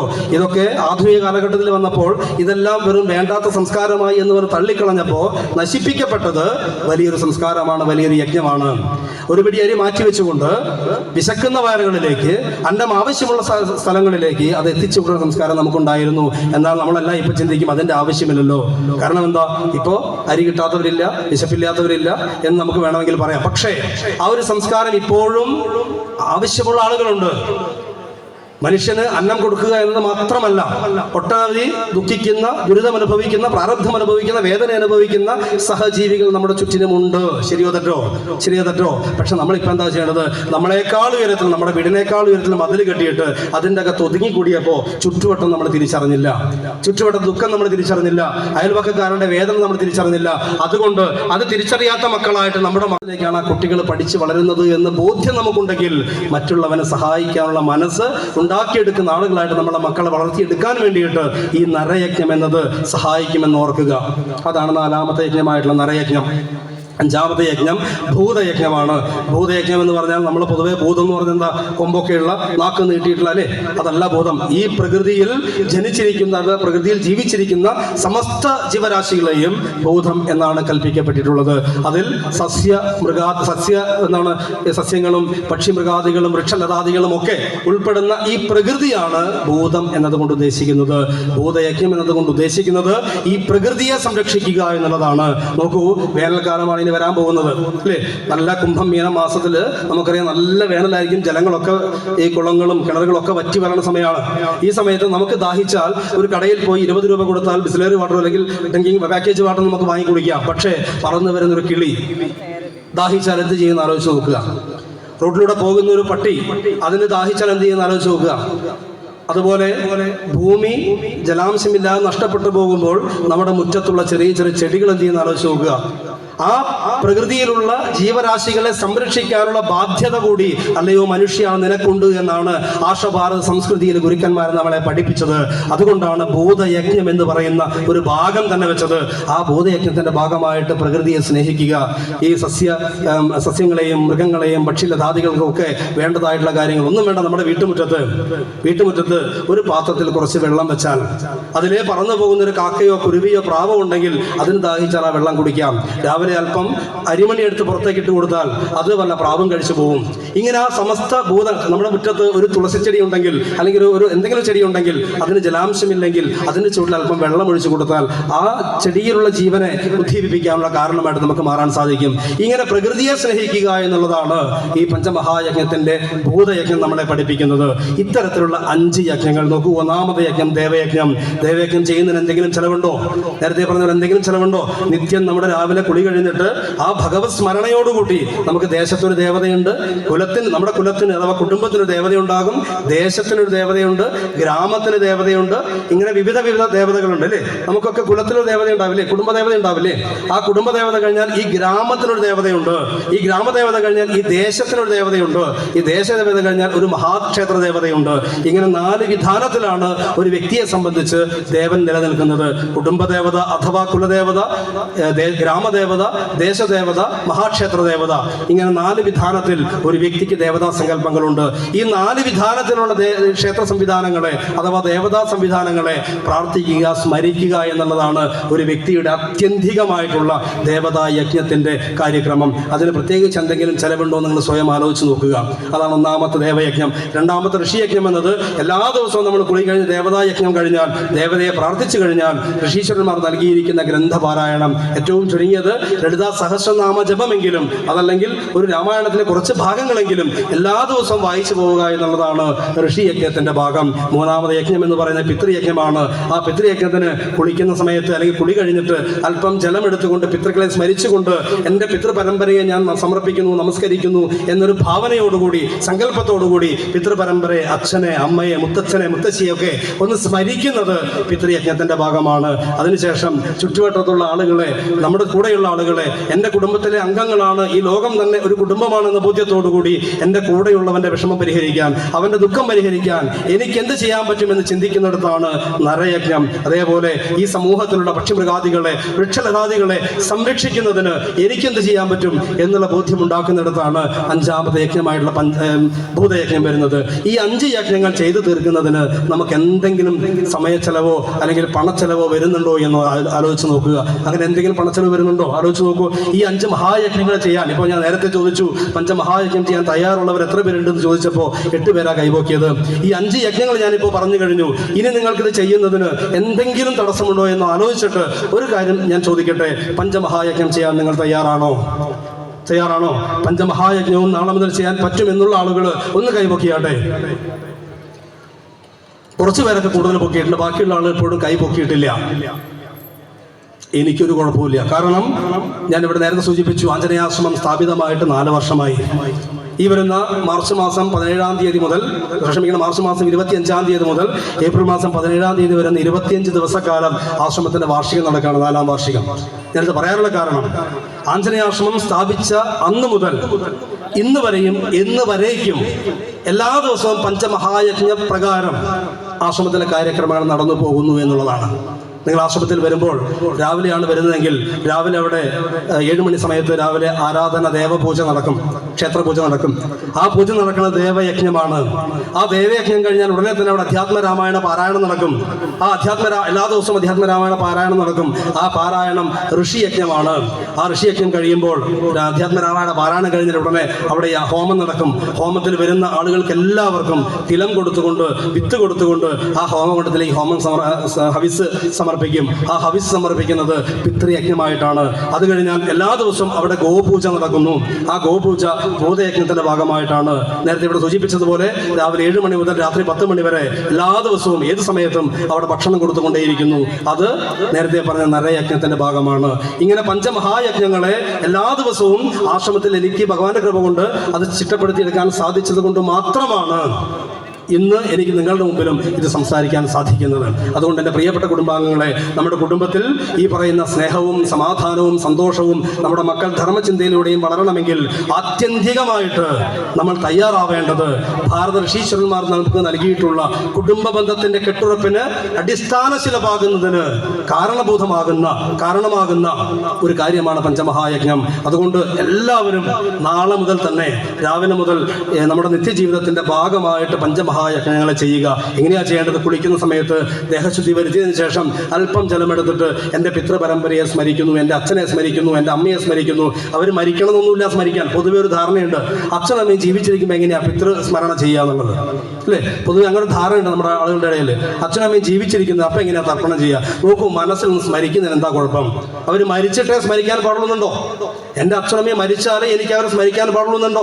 ഒരിക്കലും ഇല്ല. അതുകൊണ്ട് എല്ലാ കുട്ടികളും ചെറുപ്പം മുതൽ ചെറിയ കുഞ്ഞുങ്ങളെ വരെ കുളിക്കുന്ന സമയത്ത് അല്പം ജലമെടുത്തില്ല. കാരണം അച്ഛനും അമ്മയും മാത്രമല്ല പിതൃക്കൾ, അതിന് പുറകിൽ മൺമറഞ്ഞു പോയ എത്രയോ പിതൃ പരമ്പര നമുക്കുണ്ട്. ആ പിതൃപരമ്പരയെ സ്മരിച്ചുകൊണ്ട് അല്പം ജലമെടുത്ത് എൻ്റെ പിതൃപരമ്പരയെ ഞാൻ സ്മരിക്കുന്നു, അവരുള്ളത് കൊണ്ടാണ് എനിക്ക് ശരീരം ലഭിച്ചത്, എനിക്ക് അവരുടെ അനുഗ്രഹം ഉണ്ടാകണം എന്ന് സങ്കല്പിച്ചുകൊണ്ട് അല്പം ജലം നമ്മൾ തർപ്പണം ചെയ്യണം. നോക്കൂ, നിങ്ങൾ എന്തെങ്കിലും പ്രാരബ്ധം വരുന്ന സമയത്ത്, ദുഃഖം വരുന്ന സമയത്ത്, ദുരിതം വരുന്ന സമയത്ത് ഒരു ജ്യോത്സ്യനെ നമ്മൾ കാണുകയാണ് എങ്കിൽ തീർച്ചയായിട്ടും നിങ്ങളൊക്കെ ഒരുപക്ഷെ അനുഭവസ്ഥരായിരിക്കും. ജ്യോത്സ്യൻ നമ്മളോട് പറയുന്ന 2 കാര്യമുണ്ട്. എന്താ? ഒന്ന്, കുടുംബ ദേവതയുടെ വിഷയം. 2, പിതൃദോഷം. ഉണ്ടോ ഇല്ലയോ? ഇത് രണ്ടും കേൾക്കാത്ത ആളുകൾ ചുരുക്കമായിരിക്കും. എന്തുകൊണ്ടാണ് സംഭവിച്ചത്? പിതൃക്കളെ നമ്മൾ മറന്നു, കുടുംബ ദേവതയെ മറന്നു. ആ പിതൃക്കളെ മറക്കാതിരിക്കാൻ, പിതൃക്കളുടെ അനുഗ്രഹം നമുക്ക് കിട്ടാൻ വേണ്ടിയിട്ട് എല്ലാ ദിവസവും നിങ്ങൾ കുളി കഴിഞ്ഞിട്ട് അല്പം ജലമെടുത്ത് ആ പിതൃപരമ്പരയെ സ്മരിക്കുമ്പോൾ അവിടെ പിതൃയജ്ഞം പൂർത്തീകരിക്കപ്പെടുന്നു. അതിനുശേഷം തുവർത്തിയതിനു ശേഷം, ശുദ്ധീകരിച്ചതിന് ശേഷം നമ്മുടെ മുമ്പിൽ വീട്ടിൽ ഒരു വിളക്ക് കത്തിച്ച് വെച്ച് ആ ഭഗവത് സ്മരണയോടുകൂടി കുലദേവതയെ സ്മരിച്ചുകൊണ്ട്, കുടുംബദേവതയെ സ്മരിച്ചുകൊണ്ട്, ദേശദേവതയെ സ്മരിച്ചുകൊണ്ട്, ഗ്രാമദേവതയെ സ്മരിച്ചുകൊണ്ട് ആ ഈശ്വര സങ്കല്പത്തിൽ നമ്മളുടെ മനസ്സ് ഒരു 5 മിനിറ്റെങ്കിലും 10 മിനിറ്റെങ്കിലും മനസ്സവിടെ ലയിപ്പിക്കാൻ സാധിച്ചാൽ ദേവയജ്ഞം പൂർത്തീകരിക്കപ്പെട്ടു. ആ ദേവയജ്ഞം കഴിഞ്ഞതിന് ശേഷം അല്പസമയം രാമായണ പാരായണം ചെയ്യുകയോ ലളിതാ സഹസ്രനാമ ജപം ചെയ്യുകയോ ചെയ്യുന്ന സമയത്ത് അവിടെ ഋഷിയജ്ഞം പൂർത്തീകരിക്കപ്പെട്ടു. അതിനുശേഷം നമ്മൾ നേരെ അടുക്കളയിലേക്ക് പോകുന്ന സമയത്ത് നേരത്തെ പറഞ്ഞതുപോലെ അല്പം അരി മാറ്റി വെച്ചതിന് ശേഷം അത് ഏതെങ്കിലും അനാഥാലയങ്ങളിലോ വൃദ്ധാശ്രമങ്ങളിലോ അന്നദാനം നടക്കുന്ന സ്ഥലങ്ങളിലോ പിന്നീട് എത്തിക്കുന്ന ഒരു വ്യവസ്ഥ നമ്മൾ സങ്കല്പിച്ച് വെച്ചാൽ അത് നരയജ്ഞത്തിന്റെ ഭാഗമായി തീർന്നു. അതിനുശേഷം ഭക്ഷണം ഉണ്ടാക്കി കഴിഞ്ഞ് അല്പം ചോറെടുത്തിട്ട് ഒരു ഇലത്തുമ്പിൽ ഉമ്മറപ്പടിയിൽ വെച്ച് വല്ല കാക്കയ്ക്കും കൊടുത്താൽ, പൂച്ചയ്ക്കും കൊടുത്താൽ അത് ഭൂതയജ്ഞത്തിന്റെ ഭാഗമായി തീർന്നു. എന്ത് ചെലവാണ് നമുക്കുള്ളതെന്ന് ആലോചിച്ച് നോക്കൂ. എന്ത് ചെലവാണ് നമ്മുടെ ജീവിതത്തിൽ ഉണ്ടാവുന്നതെന്ന് ആലോചിച്ച് നോക്കൂ. ഈ ചെലവില്ലാത്ത 5 യജ്ഞങ്ങൾ നടത്തുമ്പോൾ നിങ്ങളുടെ ജീവിതത്തിൽ തിരിച്ചു കിട്ടാൻ പോകുന്ന വലിയ വലിയ വലിയ വലിയ നേട്ടങ്ങൾ ഉണ്ടാകും, സംശയമില്ല. കാരണം ഇത് കണ്ടു വളരുന്ന നമ്മുടെ കുഞ്ഞുങ്ങൾ ഈ സംസ്കാരത്തെക്കുറിച്ച് പഠിക്കാൻ തയ്യാറാവും. എന്തുകൊണ്ടാണ് ഇങ്ങനെ ചെയ്യുന്നത് എന്ന് മനസ്സിലാക്കാൻ സാധിക്കും. പിതൃപരമ്പരയെ നമ്മൾ സ്മരിക്കുന്ന സമയത്താണ് നാളെ നമ്മുടെ മക്കൾ നമ്മളെ സ്നേഹിക്കുക, നമ്മൾ നാളെ ഒറ്റപ്പെടാതിരിക്കുക, നമ്മൾ ഒരു കുടുംബ ബന്ധത്തിൽ കുടുംബമായിട്ട് നിലനിൽക്കാൻ കാരണമാകുന്ന പല ഘടകങ്ങളും ഈ ഒരു കൂട്ടുചേരലിലൂടെ, ഒത്തുചേരലിലൂടെ, പഞ്ചമഹായജ്ഞത്തിലൂടെ ഒക്കെ തന്നെ സംഭവിക്കുമെന്നുള്ളതിന് തർക്കമൊന്നുമില്ല. അതുകൊണ്ട് എൻ്റെ പ്രിയപ്പെട്ട കുടുംബാംഗങ്ങളെ ഞാൻ അടിവരയിട്ട് പറയുന്നു, കൂടുതൽ സമയം സംസാരിച്ച് ബുദ്ധിമുട്ടിക്കുന്നില്ല. ഞാൻ ആകെ പറയാവുന്ന ഒറ്റ കാര്യമേ ഉള്ളൂ. നിങ്ങൾ ഇന്ന് ഈ ഒരു സത്സംഗം നിങ്ങൾ ശ്രമിച്ചിട്ടുണ്ടെങ്കിൽ, ആ സത്സംഗത്തിന് നിങ്ങൾ പ്രാധാന്യം കൊടുത്തിട്ടുണ്ടെങ്കിൽ, നിങ്ങളുടെ തലമുറ, വരുന്ന ഭാവിയിലെ കുഞ്ഞുങ്ങൾ നേർരേഖയിൽ, നേർവഴിയിൽ, ധർമ്മചിന്തയോടുകൂടി വളരുന്ന ആളുകളാകണമെന്ന ബോധ്യം നിങ്ങൾക്ക് ഉണ്ടാകണമെങ്കിൽ, ആ രീതിയിൽ കുഞ്ഞുങ്ങളെ വളർത്തിയെടുക്കണമെന്ന് ആഗ്രഹിക്കുന്നുണ്ടെങ്കിൽ, ദയവ് ചെയ്ത് പഞ്ചമഹായജ്ഞങ്ങളെ സ്വീകരിക്കാൻ തയ്യാറാവുക. അത് മാത്രമാണ് എനിക്ക് നിങ്ങളോട് അപേക്ഷിക്കാനുള്ളത്. കാരണം അപേക്ഷിക്കുക എന്ന് പറയുന്നതിന് കാരണം, ഇവിടെ നേരത്തെ ഇവിടെ സൂചിപ്പിച്ചു, വണ്ടൂർ ആഞ്ജനേയാശ്രമം ആരംഭിച്ചിട്ട് 4 വർഷം, ഇത് 4ാമത്തെ വർഷമാണ് എന്ന് പറഞ്ഞു. ഈ 4ാമത്തെ വർഷം ആചരിക്കുന്ന സമയത്തിനിടയിൽ തന്നെ 100-ൽ പരം കുടുംബ വിഷയങ്ങൾ എൻ്റെ മുമ്പിൽ വന്നിട്ടുണ്ട്. 100-ൽ പരം കുടുംബ വിഷയങ്ങൾ, അച്ഛനും അമ്മയും തമ്മിലുള്ള പ്രയാസങ്ങൾ, മക്കൾ തമ്മിലുള്ള പ്രയാസങ്ങൾ. നോക്കൂ, ഞാൻ നേരത്തെ സൂചിപ്പിച്ചു, നമ്മുടെ വരുന്ന തലമുറ, വളർന്നു വരുന്ന തലമുറ ലഹരിക്ക് അടിമപ്പെട്ടുകൊണ്ടിരിക്കുന്നു ഞാൻ സൂചിപ്പിക്കുകയുണ്ടായി. 7ാം ക്ലാസ്സിലും 8ാം ക്ലാസ്സിലും പഠിക്കുന്ന കുഞ്ഞുങ്ങൾ, പെൺകുഞ്ഞുങ്ങൾ ഉൾപ്പെടെ വിവിധ തരത്തിലുള്ള ലഹരി ഉപയോഗിച്ചുകൊണ്ട് ജീവിതത്തെ ഗതിയില്ലാത്തൊരവസ്ഥയിലേക്ക് മാറിക്കൊണ്ടിരിക്കുന്ന ഒരു സമൂഹമാണ് എന്ന് തുറന്ന് പറയാതിരിക്കാൻ വയ്യ. 7ാം ക്ലാസ്സിലും 8ാം ക്ലാസ്സിലും പഠിക്കുന്ന പെൺകുഞ്ഞുങ്ങൾ ഉൾപ്പെടെ എന്ന് പറയാൻ കാരണം അനുഭവം ഉള്ളതുകൊണ്ടാണ്. ഒരിക്കലും ഒരു അമ്മ ആശ്രമത്തിൽ വന്നു. ആ അമ്മയുടെ വിഷയം, എൻ്റെ മകൾ നന്നായിട്ട് പഠിക്കുന്ന മകളായിരുന്നു, പക്ഷേ ഇപ്പോൾ എന്താണെന്നറിയില്ല, എന്നോട് ഭയങ്കരമായിട്ട് ദേഷ്യപ്പെടുന്നു, എന്ത് പറഞ്ഞാലും അനുസരിക്കുന്നില്ല. ഞാൻ ആ കുട്ടിയെ വിളി സംസാരിച്ചു. മകൾക്ക് ഭയങ്കര വൃത്തി കൂടുതലാണ്, ഇപ്പോൾ കുറച്ചായിട്ട് വൃത്തി വളരെ കൂടുതലാണ്. അപ്പം ഞാൻ ചോദിച്ചു, എന്തുകൊണ്ടാണ് അങ്ങനെ പറയാൻ കാരണം? ആ മകൾ ബാത്റൂമിൽ പോയാൽ, ഇപ്പോൾ യൂറിൻ പാസ് ചെയ്യാൻ വേണ്ടി ബാത്റൂമിൽ പോയാൽ പോലും ബാത്റൂം മുഴുവൻ സോപ്പ് പതയിട്ട്, അഥവാ ബക്കറ്റിലേക്ക് സോപ്പ് പൊടിയിട്ട് അത് പതപ്പിച്ചിട്ട് ആ ബാത്റൂം മുഴുവൻ വൃത്തിയാക്കുന്നൊരു സ്വഭാവമുണ്ട് കുട്ടിക്ക്. അത്രത്തോളം വൃത്തിയിൽ ജീവിക്കുന്ന ഒരു കുട്ടിയാണ് എന്ന് പറയുകയുണ്ടായി. ഇത് പറഞ്ഞപ്പോൾ ഞാൻ ആ കുട്ടിയെ വിളിച്ച് സംസാരിച്ചപ്പോൾ എനിക്ക് മനസ്സിലായ ഒരു കാര്യം, ആ കുട്ടി പെൺകുട്ടിയാണ്, 7ാം ക്ലാസ്സിൽ പഠിക്കുന്ന കുട്ടിയാണെന്ന് ആലോചിച്ച് നോക്കുക. ആ കുട്ടി സിഗരറ്റ് വലിക്കും. ആ സിഗരറ്റ് വലിക്കുമ്പോൾ അതിൻ്റെ മണം, അല്ലെങ്കിൽ അതിൻ്റെ ആ ഒരു ദുർഗന്ധം അമ്മയും അച്ഛനും അറിയാതിരിക്കാൻ വേണ്ടിയിട്ടാണ് ഇത് ചെയ്തത്. ഇനി ആരെങ്കിലും ഈ കൂട്ടത്തിൽ അങ്ങനെ വലിക്കുന്നവരുണ്ടെങ്കിൽ ഒരു മാർഗ്ഗം ഇപ്പോൾ കിട്ടിയില്ലേ, മണക്കാതിരിക്കാൻ സോപ്പ് പതപ്പിക്കുക, ബാത്റൂമിൽ ഒഴിച്ചു വെച്ചിരിക്കുക, അപ്പോൾ ആർക്കും ദുർഗന്ധം അറിയില്ല. ഇത് സംസാരിച്ചു കഴിഞ്ഞപ്പോഴാണ് അമ്മ പോലും അത്ഭുതപ്പെടുന്നത്. ആ കുട്ടി അത്രയും നല്ല കുട്ടിയാണ്, ഒരു തെറ്റിലേക്കും പോകില്ല എന്ന് വിശ്വസിച്ചിരുന്ന അമ്മയെ പോലും തെറ്റിദ്ധരിപ്പിച്ചുകൊണ്ട് ആ കുഞ്ഞ് പല കൂട്ടുകെട്ടിലും പെട്ടിട്ട് അബദ്ധമായി പോയി എന്നുള്ളതാണ് യാഥാർത്ഥ്യം. ഒരു കടാക്ഷം കൊണ്ട് അവരെല്ലാം ഇത് നല്ല രീതിയിൽ ജീവിക്കുന്നു എന്നുള്ളത് ഒരു സന്തോഷകരമായിട്ടുള്ള കാര്യമാണ്. ആ ദുസ്വഭാവങ്ങളെല്ലാം തന്നെ ഭഗവാന്റെ കൃപ കൊണ്ട് അവരിൽ നിന്ന് മാറി. ഈ അടുത്തൊരു ദിവസം, ഒരാഴ്ചയ്ക്ക് മുമ്പ് ഞാൻ കണ്ണൂർ പോയ സമയത്ത് 8ാം ക്ലാസ്സിൽ പഠിക്കുന്ന 2 കുട്ടികൾ, പെൺകുട്ടികൾ അവിടെ സംസാരിക്കുകയാണ്. അപ്പോൾ അവർ സംസാരിക്കുന്ന കാര്യം, ഞങ്ങൾ ഭാവിയിൽ തായ്ലാൻഡിൽ ഫ്ലാറ്റ് എടുത്ത് താമസിക്കുന്നു, ഇതാണ് അവരുടെ പ്ലാൻ എന്ന് പറഞ്ഞു. എനിക്ക് പെട്ടെന്ന് ഈ വാക്ക് സ്ട്രൈക്ക് ചെയ്തു. 8ാം ക്ലാസ്സിൽ പഠിക്കുന്ന കുട്ടികൾ തായ്ലൻഡിൽ ഫ്ലാറ്റ് എടുത്ത് താമസിക്കണമെന്ന് പറയണമെങ്കിൽ സംതിങ് റോങ്. അങ്ങനെ ചിന്തിക്കണമെങ്കിൽ എന്തിനു കാരണമുണ്ടാകുമല്ലോ. അപ്പോൾ ഇവരുടെ അമ്മയോട് ചോദിച്ചപ്പോൾ അമ്മ പറഞ്ഞു, മക്കളിപ്പോൾ അങ്ങനെ ഭയങ്കര വെൽ പ്ലാനിങ്ങിലാണ്, അവർക്ക് ഭാവിയിൽ തായ്ലൻഡിൽ പോയിട്ട് ജീവിക്കാനാണ് ആഗ്രഹം. അവർ വലിയ അഭിമാനത്തോടു കൂടിയാണ് പറഞ്ഞത്. ഞാൻ ആ മക്കളെ 2 പേരെയും വിളിച്ച് ഒരുപാട് സംസാരിച്ചപ്പോൾ എനിക്ക് മനസ്സിലായ കാര്യം, നമ്മളെല്ലാവരും ശ്രദ്ധിച്ചോളൂ, നമ്മുടെ എല്ലാ മക്കളെ കുറിച്ച് ആലോചിച്ച് നോക്കിയോളൂ. മൊബൈലിൽ ടി ഡ്രാമ എന്നും സി ഡ്രാമ എന്നും ഡി ഡ്രാമ എന്നൊക്കെ പറഞ്ഞുള്ള കുറച്ച് സംഭവങ്ങളുണ്ട്. ഇതിൽ തായ്ലൻഡ് ഡ്രാമ എന്നതാണ് ടി ഡ്രാമ. എന്ന് വെച്ചാൽ ഈ തായ്ലൻഡിലെ സുഖജീവിതത്തെക്കുറിച്ചുള്ള കുറേ നോട്ട്സുകളൊക്കെയാണ് അതിൽ വരുന്നത് അത്രേ. അത് കണ്ടുകൊണ്ട് കുട്ടികൾ ആ സുഖമാണ് ഏറ്റവും വലിയ സുഖമെന്ന് തെറ്റിദ്ധരിച്ചുകൊണ്ട് ആ ലൈഫ് തിരഞ്ഞെടുക്കുന്ന മനോഭാവത്തിലേക്ക് പോകുന്നു. എന്നാൽ പഴയ തലമുറയിൽപ്പെട്ട അമ്മമാർക്ക്, അച്ഛന്മാർക്ക് ഇതെന്താണ് ടി ഡ്രാമ എന്നറിയില്ല. അവർ വിചാരിച്ചു എൻ്റെ മക്കൾ വെൽ പ്ലാനിങ് ആണ്, തായ്ലൻഡിൽ പോയി ജീവിക്കാൻ വേണ്ടിയിട്ടുള്ള തയ്യാറെടുപ്പിലാണ് എന്ന് തെറ്റിദ്ധരിച്ചു. ഇതാണ് നമ്മുടെ സമൂഹം. ഇതിൽ നിന്നൊക്കെ നമ്മുടെ മക്കളെ തിരിച്ചു കൊണ്ടുവരണമെങ്കിൽ ശ്രദ്ധിച്ചോളൂ, ഇതിൽ നിന്നൊക്കെ നമ്മുടെ മക്കളെ തിരിച്ചു കൊണ്ടുവരണമെങ്കിൽ ഒരു ഗുരു സങ്കല്പത്തോടുകൂടി, ഈശ്വര സങ്കല്പത്തോടുകൂടി, ഈശ്വര വിശ്വാസമുള്ള, ധർമ്മബോധമുള്ള ഒരു തലമുറയെ വാർത്തെടുക്കുക എന്നുള്ളത് വളരെ വളരെ വളരെ വളരെ അത്യാവശ്യമാണ്. ഇന്ന് നമ്മുടെ കുടുംബങ്ങളിൽ കൈമോശം വന്നു പോയിക്കൊണ്ടിരിക്കുന്നത് ധർമ്മചിന്തയില്ലാത്ത തലമുറയെ വളർത്തിക്കൊണ്ടുവരുന്നു എന്നുള്ളതാണ്. അതിൻ്റെ അടിസ്ഥാന കാരണമാണ് ഞാൻ നേരത്തെ പറഞ്ഞ നാമജപം പോലുമില്ലാത്ത രീതിയിലേക്ക് നമ്മുടെ കുടുംബങ്ങൾ മാറി എന്നുള്ളത്. അച്ഛനമ്മമാർ പറയും, ഞാൻ നാമം ജപിക്കാറുണ്ട്, പക്ഷേ എൻ്റെ മക്കൾക്ക് പഠിക്കാനുണ്ട്, മകന് പഠിക്കാനുണ്ട്, മകൾക്ക് പഠിക്കാനുണ്ട്. അതുകൊണ്ട് ഒരു ദിവസത്തിൽ 24 മണിക്കൂറിൽ അരമണിക്കൂർ പോലും മാറ്റിവെക്കാൻ ആ കുഞ്ഞിനെ നിർബന്ധിക്കാതെ, ആ കുഞ്ഞിനെ നാമജപ സംസ്കാരം പഠിപ്പിക്കാതെ, ഗുരുത്വ സങ്കല്പം പഠിപ്പിക്കാതെ, ഈശ്വര സങ്കല്പം പഠിപ്പിക്കാതെ, ഒന്നിനെയും ഭയമില്ലാത്ത അഴിച്ചുവിട്ട ആളുകളെ പോലെ വളർത്തിയത് കൊണ്ട് നമ്മുടെ കുടുംബത്തിൽ പലതരത്തിലുള്ള ദുരന്തങ്ങൾ ഉണ്ടാകുന്നു. അതിൽ നിന്നെല്ലാം ഈ കുട്ടികളെ മോചിപ്പിക്കണമെങ്കിൽ നിങ്ങൾ ആദ്യം ഇവിടെ ഇരിക്കുന്ന മാതാപിതാക്കൾ ചെയ്യേണ്ടത് പഞ്ചമഹായജ്ഞം ചെയ്യുക എന്നത് മാത്രമാണ്. പഞ്ചമഹായജ്ഞം ചെയ്യുമ്പോൾ ഇത് കണ്ട് വളർന്നു വരുന്ന കുഞ്ഞിന് ഈശ്വരചിന്തയും ഗുരുചിന്തയും സമൂഹചിന്തയും സേവനചിന്തയും ഒക്കെ അവരുടെ മനസ്സിലേക്ക് സ്വാഭാവികമായിട്ടും വന്നു ചേർന്നുകൊള്ളും. ആ സ്വാഭാവികമായിട്ട് അവരുടെ മനസ്സിൽ വന്നു ചേരുന്ന ആ ഈശ്വരചിന്തയും ഗുരുത്വചിന്തയും സേവനചിന്തയും ഒന്നുകൊണ്ട് മാത്രം അവരെ നന്മയിലേക്ക് നമുക്ക് കൈപിടിച്ച് കൊണ്ടുവരാൻ സാധിക്കും. അതുകൊണ്ട് തന്നെ പ്രിയപ്പെട്ട മാതാപിതാക്കളെ, രക്ഷിതാക്കളെ, കുഞ്ഞുങ്ങളെ നിങ്ങൾ ഇന്ന് മുതൽ തീരുമാനിച്ചുകൊള്ളൂ. 1 പഞ്ചമഹായജ്ഞം ചെയ്യണം, 2 നിത്യം നാമം ജപിക്കണം. ഈ 2 കാര്യങ്ങൾ, അതുപോലെ ആഴ്ചയിൽ ഒരിക്കലെങ്കിലും നിങ്ങൾ ഒരുമിച്ചിരുന്ന് ഭക്ഷണം കഴിക്കുക. മാതാപിതാക്കളും അച്ഛനും അമ്മയും മക്കളും തമ്മിൽ പരസ്പരം സംസാരിക്കുക, കാര്യങ്ങൾ തുറന്ന് സംസാരിക്കുക. ഇന്ന് നമ്മുടെ കുടുംബങ്ങളിൽ ഈ തുറന്ന് സംസാരമില്ലാത്തതിൻ്റെ ദുഃഖവും ദുരിതവും ഒട്ടനവധിയുണ്ട്. അതൊന്നും പറയാനുള്ള സമയം നമുക്കിവിടെ ഇല്ല. എനിക്ക് അനുവദിക്കപ്പെട്ടിരിക്കുന്ന സമയം 1 മണിക്കൂറാണ്. ആ സമയം ഇപ്പോൾ അധിഗമിച്ചിരിക്കുന്നു. അതുകൊണ്ട് ഇനി ഒരിക്കൽ എപ്പോഴെങ്കിലും ഒരു കടാക്ഷം കൊണ്ട് നമുക്ക് സംവദിക്കാനുള്ള അവസരം ഭഗവാൻ തരികയാണ് എങ്കിൽ നമുക്ക് വീണ്ടും ആ കാര്യങ്ങൾ ചർച്ച ചെയ്യാമെന്ന് മാത്രം പറഞ്ഞുകൊണ്ട് ഒരൊറ്റ കാര്യം എൻ്റെ അമ്മമാരെ, കുഞ്ഞുങ്ങളെ, രക്ഷിതാക്കളെ, മാതാപിതാക്കളെ ഓർക്കുക.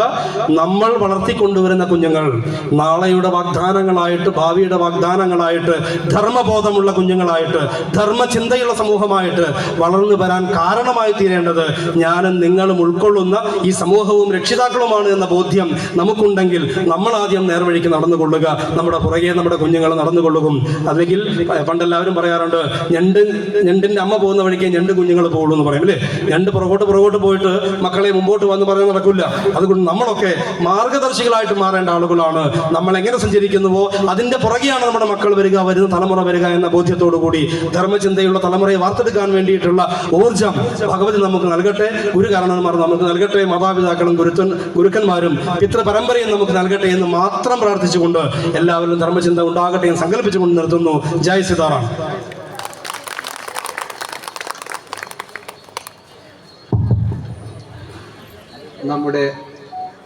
നമ്മുടെ ക്ഷണം സ്വീകരിച്ച് ഇവിടെ എത്തിയ കുടുംബ ബന്ധങ്ങളിൽ സനാതനധർമ്മത്തെക്കുറിച്ച് വളരെ മനോഹരമായി ഇവിടെ പ്രസംഗിച്ച നമ്മുടെ പൂജനീയ അരുൺ സ്വാമിക്ക് എല്ലാവിധ നന്ദിയും രേഖപ്പെടുത്തിക്കൊള്ളുന്നു.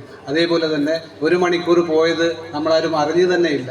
എല്ലാവരും വളരെ ശ്രദ്ധിച്ച് സ്വാമിയുടെ വചനങ്ങൾ ജീവിതത്തിൽ നടപ്പാക്കട്ടെ എന്ന് ആഗ്രഹിച്ചുകൊണ്ട് ഇത്രയും നേരം വീക്ഷിച്ച എല്ലാവർക്കും നന്ദി രേഖപ്പെടുത്തിക്കൊണ്ട് ഈ ആധ്യാത്മിക പ്രഭാഷണം ഇവിടെ അവസാനിച്ചതായി അറിയിക്കുന്നു. അടുത്തത് നിങ്ങൾ പ്രതീക്ഷയുടെ കാത്തിരിക്കുന്ന ബാലെ രുദ്ര പ്രജാപതി ഉടൻ ആരംഭിക്കുന്നതാണ്.